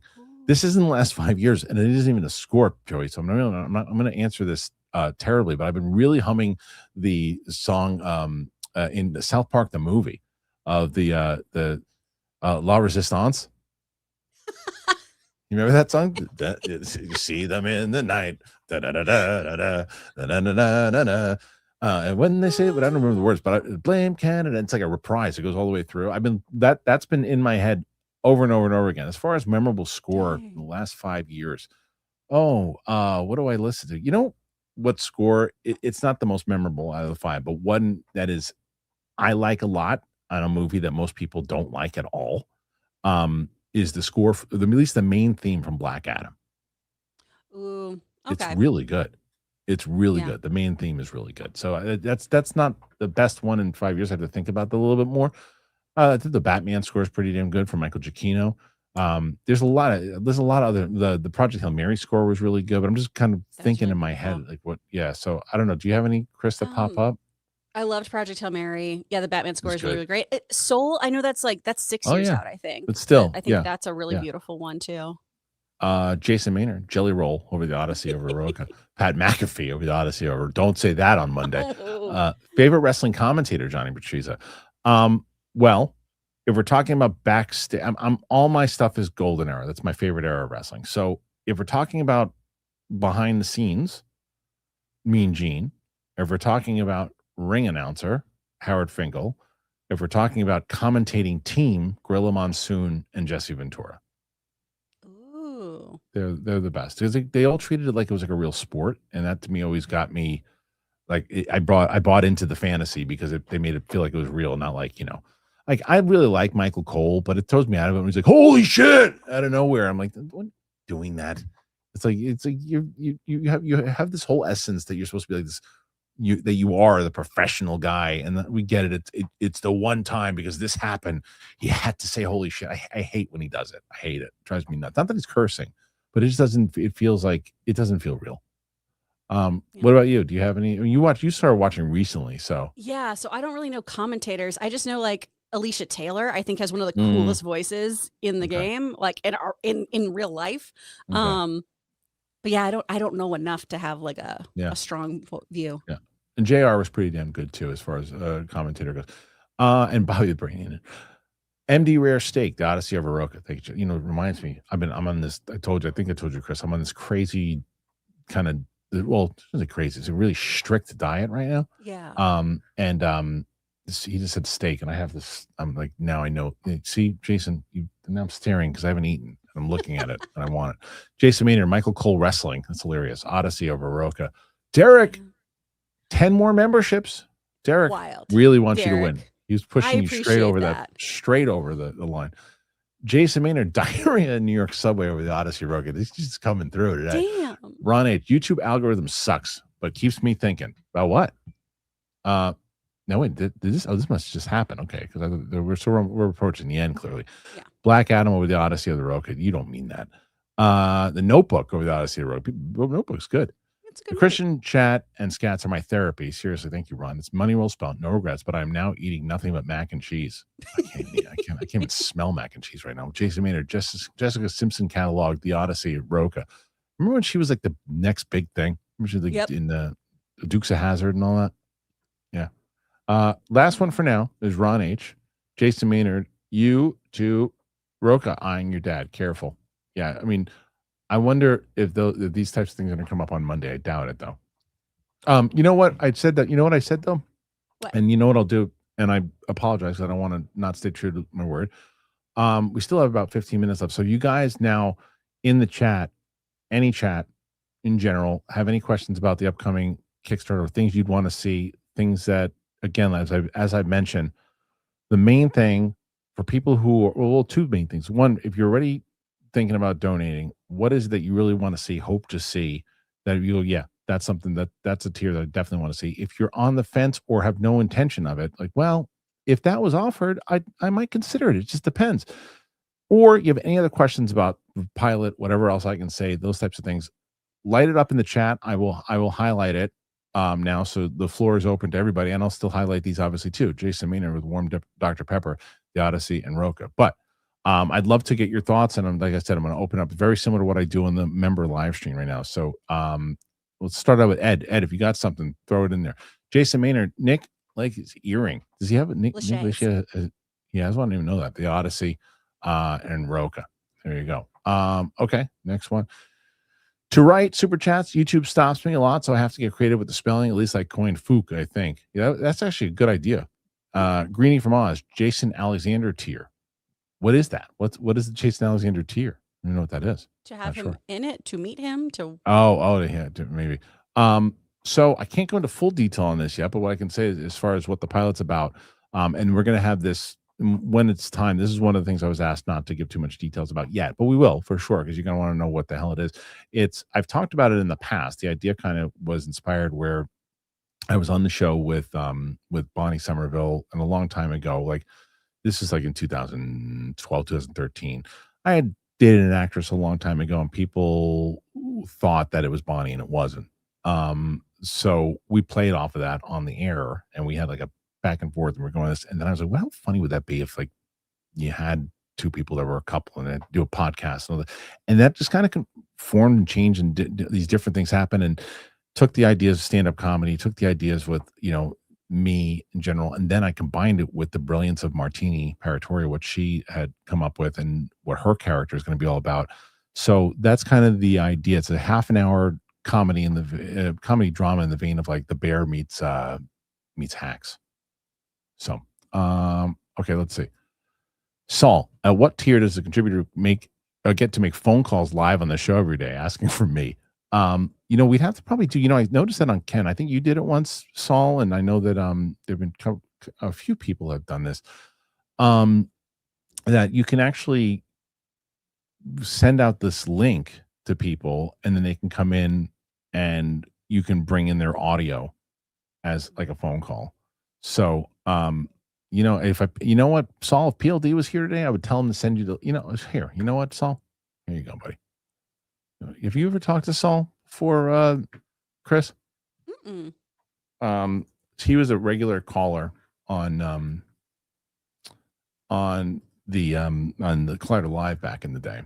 He used to call in all the time. He was great. So let's see. This is Sam. What's up, Sam? Sam, thank you for doing the time codes for sure, and thank you to MK for doing that. Kristian, have you heard of Racka Racka Bro? Movies like Talk to Me, an example of successful YouTubers who did movies. Tina should do reaction. Maybe you should interview them. Give me some more detail on that, Sam, because what I don't want to do is like say, yeah, it's a great idea, and then I forget about it. And it's one of the things too. Please, and Sam, I know you're on the discourse. I went into that yesterday to Discord, not discourse. You don't want to go into discourse. I went into Discord yesterday looking at the pilot thread, and nothing in there. And I was like, this type of stuff, put that in there. Any ideas? Like you guys, the 300 to 400 people that are in there, I'm looking to you guys. So please start go into that thread on the Discord, because I'm in there every day looking, and I will respond in there too. Okay, let's see. Have Knapsack appear in your project. He was in Grasping at Straws. Eventually, you never know. Okay. Monday super chats. The Odyssey Roca. Who's Nick Lachey? He's married to Jessica. Married to Jessica Simpson, and he now is married to Vanessa whatever, I think, and they do Love Is Blind together. Yep. Well, I want to see Ming in a recurring cameo farting in every episode like Gary Oldman in Slow Horses. Yeah, 100%. Armada Wicker movie looks crazy. Basket Man Fuchs Village. Yeah, I saw the pictures of that. Pretty crazy. I don't know what that is at all. It's a picture. You go to Dark Horizons, they have the new photos from it. Hollyweed over Odyssey over Roca. There you go. Whoa. Okay. Next question. Question from Paige. Question for the Kickstarter. Do they have a monthly payment like $25 or the goal is met? It's only 30 days, Paige. I've got to raise this in 30 days this month. Because the way that Kickstarter works, you get 30 days to do it, to raise it. And if you don't raise it by the 30 days, then money goes back to everybody, and that's the end of the project. So that is what I'm trying to do. And as I also said, it's why I'm setting, even though I've been telling people that if we have about 13,000 people put in $25, we make the show, and in a budget that we're really happy with. We're aiming for like $250 for just to be able to hit that in order for Kickstarter to go, okay, you hit your goal. But we want to overperform on that. That's the goal. Jay Maynard, Jay and Silent Bob cameo in the pilot over Odyssey and Roca. That's fair. This one, when are they going to announce the cast for the pilot? Well, I mean, right now we got the two leads, which are me and Martini. Right now, the idea is also something. What we're going to do is one of the things. Hopefully, we're going to be casting that. That's one of the tiers we're going to be able to do, is that you guys will be involved and be able to watch it and be able to see some of it. So, Mike, how much input did you have? What goes on in the pilot, and what does your wife think about the pilot? My wife really responded to the pilot. She liked it a lot.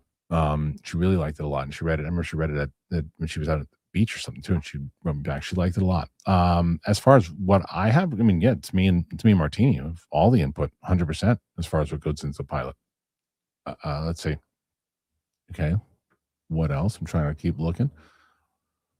What kind of runtime are you hoping our pilot will be?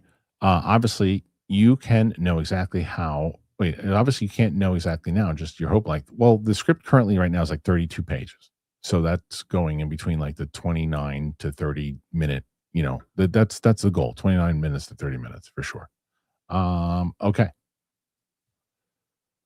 Jason Maynard, who's an actor, actress you're surprised to find out wasn't American based on roles? My friend's not knowing Bale was British. This happens to me all of the time. I can't remember if recently there was one that I was like, oh really? You're British? Oh, I knew Millie Alcock was. I can't remember who it was. There was somebody. Yes, you know what I said, Jason? I can't remember off the top of my head, but it has happened to me many times. To where I'm like, oh, really? I didn't realize that. Is there anyone for you, Chris? Oh, yeah. If you've watched Rooster, the gal who plays Steve Carell's daughter, Charlie Clive. Oh, yeah. Oh, wow. Oh, wow. I was so shocked to find out that she was British. That. Yeah. And to an extent, still, like Phil Dunster, who's on there, I thought he was Mancunian because of Ted Lasso. No, he's a real posh British guy. I was very, very surprised. Okay. That's interesting. Greenie from Oz, don't say it if it's a spoiler. What's the main conflict, drama, and the plot? Yeah, I don't want to. I can just say this, that what I can tell you is that both Martini and I are from the same generation, right? And with everything going on in general, with like trying to catch up with the other generations and other things happening, especially in this business and other things too, like how do you stay relevant? How do you stay, like, how do you kind of hold on to these things? And what happens if you can't, if you're so set in your ways? That's the best I can give about it, like without really spoiling anything else. But we'll know. I'll know when I'm allowed to talk more about some stuff too. And when I have the director on, please ask these types of questions too, because I want to let them answer as much as possible. Okay. Sam says, I already put the idea in the project channel and an admin plan to make a server announcement so more people post there. Perfect. Okay. I'll double check and check that out. I think I missed that, Sam. I'll check. Finstock proposed to someone who was about to battle Tiffany Smith. Oh, Kristian, he could be my hero. He will be. And wait until you get to season 3, Ron. He's not even in his prime yet until season 3 to season 6. The stuff that he does, and once we start doing like cut scenes, yeah, you're going to start wearing a Finstock mask. He's going to easily be your favorite. Guzman had to do some probably illegal things to watch Odyssey and IMAX 70 millimeter. Definitely morally wrong. I have no regrets. Fair enough. Okay. Damn. Not something I want to think about, but if the Kickstarter ends without meeting the goal, what's next? It's a fair question. And I be devastated for a little bit, I guess, and then figure out what's next. Because I just feel like I said, I'm just going to promote it on every single thing that I can. I have another person we're bringing on as a producer inside of this space that I'm very happy that they're involved, that hopefully they can also help spread the word about it. So yeah, let's see. What influenced you to make a pilot and a series, says Mike. Well, like I said, I had this idea and this script not this version of the script, but the idea and a script of a version of my idea in my head for a long time. And it just never went away, and it kept calling to me. And then being able to work with Martini, and we just really, really vibe well together and make each other laugh. And so when that started to happen, and when we started to get, we were going to make it, we were just going to do something where we're just going to throw it on the channel. We're going to, we'll make something, we'll make it for whatever, the $10,000, and we'll just put it on the channel. And that's what we're going to do. And then we started getting some real buzz on the script. And then we took it to someone in the business that's really established. And when they responded and wanted to get involved, it got even more real. So let's turn this. And then we started our creative juices started flowing more, and we started coming up with series and seasons and everything. So yeah. Armada. Well, Kristian, what kind of nuts do you have for snagging? Almonds. A lot of almonds.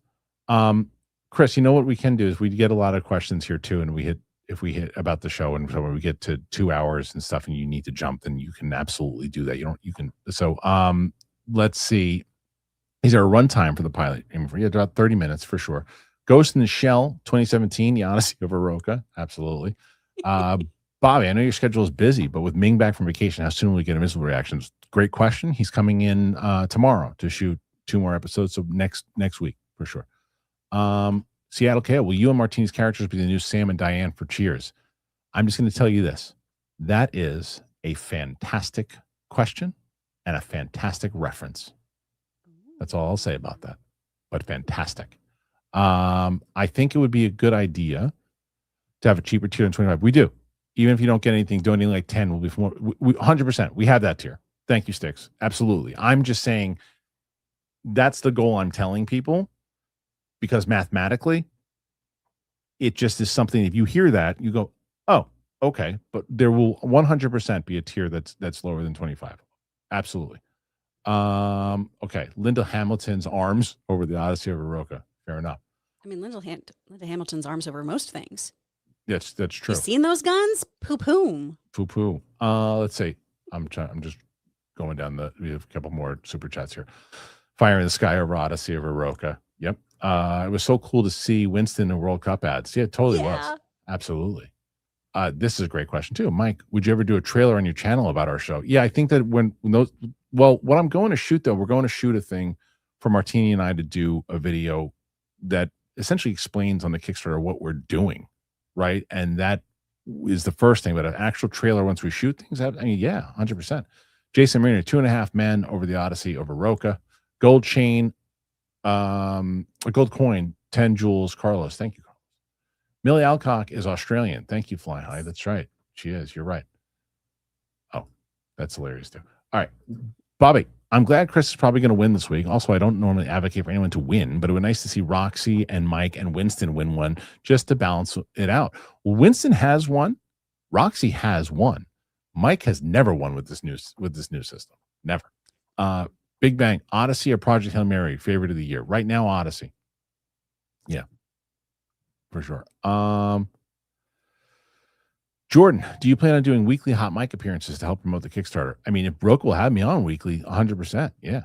James Wheeler, was the Brit you thought was American Nicholas? Yes.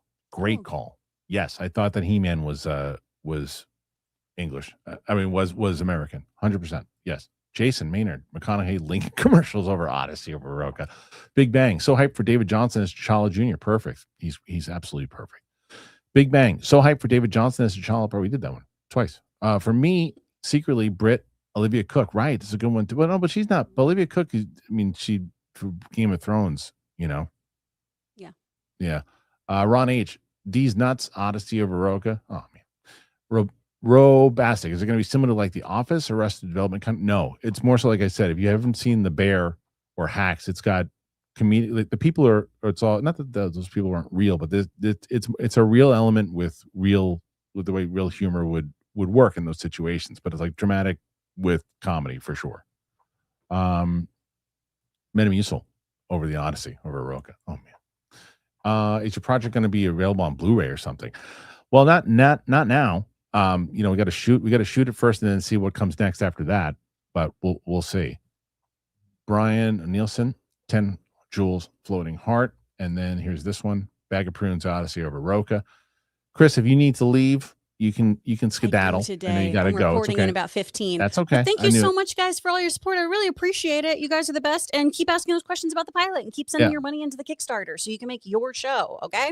I'll let you know what's going on, and I'll let you. I'm pretty much going to say you're probably going to get the win this week, but you never know. We'll see what happens with Winston tomorrow, but I'll let you know. Thank you, Chris. All right. Chris is the best. Thank you, Chris. I'm going to finish up these questions. So let's see. Okay. James, who says 10 jewels, gold coin. Thank you. Ben Hart, our pilot sounds like it's a show me and my wife will enjoy together. Looking forward to it. That's kind of, the thing is, you've heard me mention it many times over on this show about what I thought Cobra, and that my show, the show is very different in tone than Cobra Kai when I bring this up.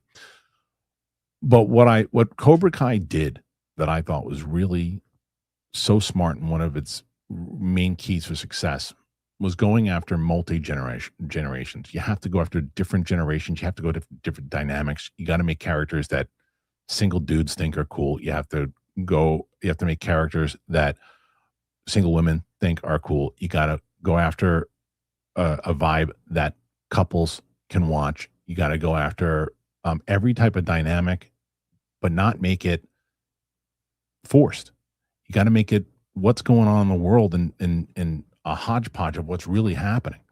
And so with younger generations and other things too, that's kind of what we aim for. And I think I believe that we hit that. Scorpion King over the Odyssey of Rogo. Jeez. Oh man. Let's see. Floating Heart from KC. Okay. Joseph Ashley, do you already know the locations you're shooting the show? I mean, I have the idea as far as like where the locations for the fictional locations. Yes. As far as physically what will serve as those, not yet. Okay. Let's see. GoPal's back. A lot of people thinking Peter Dinklage is a Brit. That's true too. We need a Spidey web series of Punisher and Defenders, says Chira Vishra Chanchanta. No way I got that right, but I apologize. Okay, Sean Maroney over the Odyssey of Roka. That's good. That's real good. Am I shooting the show in 70 millimeter IMAX? No, that would take the one frame, and that would cover the what we're trying to cover. That's it. Oh, that's cool. Let me know. Let me know when you guys are there. When? We should do like a meetup at Talio's. Hilarious. Yeah, let me know. So would I have some of my family in our show? It's funny because there was my oldest I thought about, but the problem is the age-wise as far as working actors and things and different legalities and things too. But I mean, not out of the realm. My little one would be very mad if I don't. Okay. So Johnny, great question. Is Baby Carrot's in our show? He's got, if it goes to series, they already have a role for him. For sure. And Jason Maynard, I don't know what that is. Boosie's the Odyssey over Roka. Sean, Kristian, you're killing it. The reacts, the reviews, the pilot, all of it. Keep kicking ass, brother. Much love. Sean, you're the man. I miss seeing you, buddy. So yeah, let me know when you guys are going to Talio's. Okay, let's see. Is it cheaper to build sets for the show or shoot actual locations? I mean, for this show, for what this is from Sticks, definitely to shoot at actual locations. For what this, when you see the show, there's only like I think 3 or 4 different locations, and they're not going to be expensive. This is hilarious. Well, Big Balls, no, this is not that type of show. So listen, this is awesome. Thank you very much. I'm going to open this type of stuff up for the show as we, like I told you, once we got closer and closer, this is really what is going to be taking over my life. And so this is the first kind of wave of it. So what I'm going to continue to do every show is I will open it up for as we get these questions and everything too, they're coming in, but I'll open it up because I want you guys to be able to share your opinions on it, ask your questions, get more familiarized, because there were some great questions that came in about it. Like, well, all right, well, what is it about? What is this? What is that? All right, I'm getting a little bit more. What's the vibe about? What's the tone like? Is it this? Is it that? That to me makes people going, all right, well, maybe that's interesting. Like the who I can watch this with my wife. Yeah, that's the goal. And so we just got to make the damn thing. Casey, 750 joules, let him cook. This is even better. Michael D, will Michael Kalinowski's internet connection work with a pilot airs? Probably not. Yes, let's see. Don't know if you were working on down-to-earth elements of the pilot. No, that's not this kind of show. No, this is not to say that a conversation about that stuff wouldn't happen, but that's it. Okay, let's see. Joseph, will Katie Sackhoff be on the show? There are certainly things. Well, honestly, there's certainly something in the pilot that she would be great for, but there's also things in the future of the series that she'd absolutely be perfect for. So yeah. Okay, guys, you're the best. Thank you for doing that. Appreciate you asking all these questions. I sent Saul. Saul talks about the phone calls. I sent him a text with the damn link that it did not go through. No, it didn't go through. That's why. I was wondering, where the hell is this guy? Oh, I sent him the link and it didn't go through. That's why. So, did it go through there? I don't know. Yes, I was wondering, where the hell's Saul? I sent him the link to call in. That's even better. Sure, why not? Big Balls is like the South Park of the show. Right. No, not in this one. It's not that type of tone. This is a good question or a good comment. You should write a journal of the making of the shows. Well, that's kind of what the idea of like the video journals will be when signing up for the tier. All right, guys, thank you so much. Really appreciate it. You guys rule, and I will see you guys very soon. I'll be back here tomorrow with Winston. So really appreciate all the big donations here and helping Chris push over. She's going to be, it's going to be hard for Winston tomorrow, but we'll see. You guys rock. Check me out tomorrow. We got the Obi-Wan reaction coming out, and that's it. And if you haven't already checked out the Schmoedown Vault channel, do it, and look forward to this match that's coming up a little later. All right, everybody. See you on the flip side. Bye. Did you shit in there?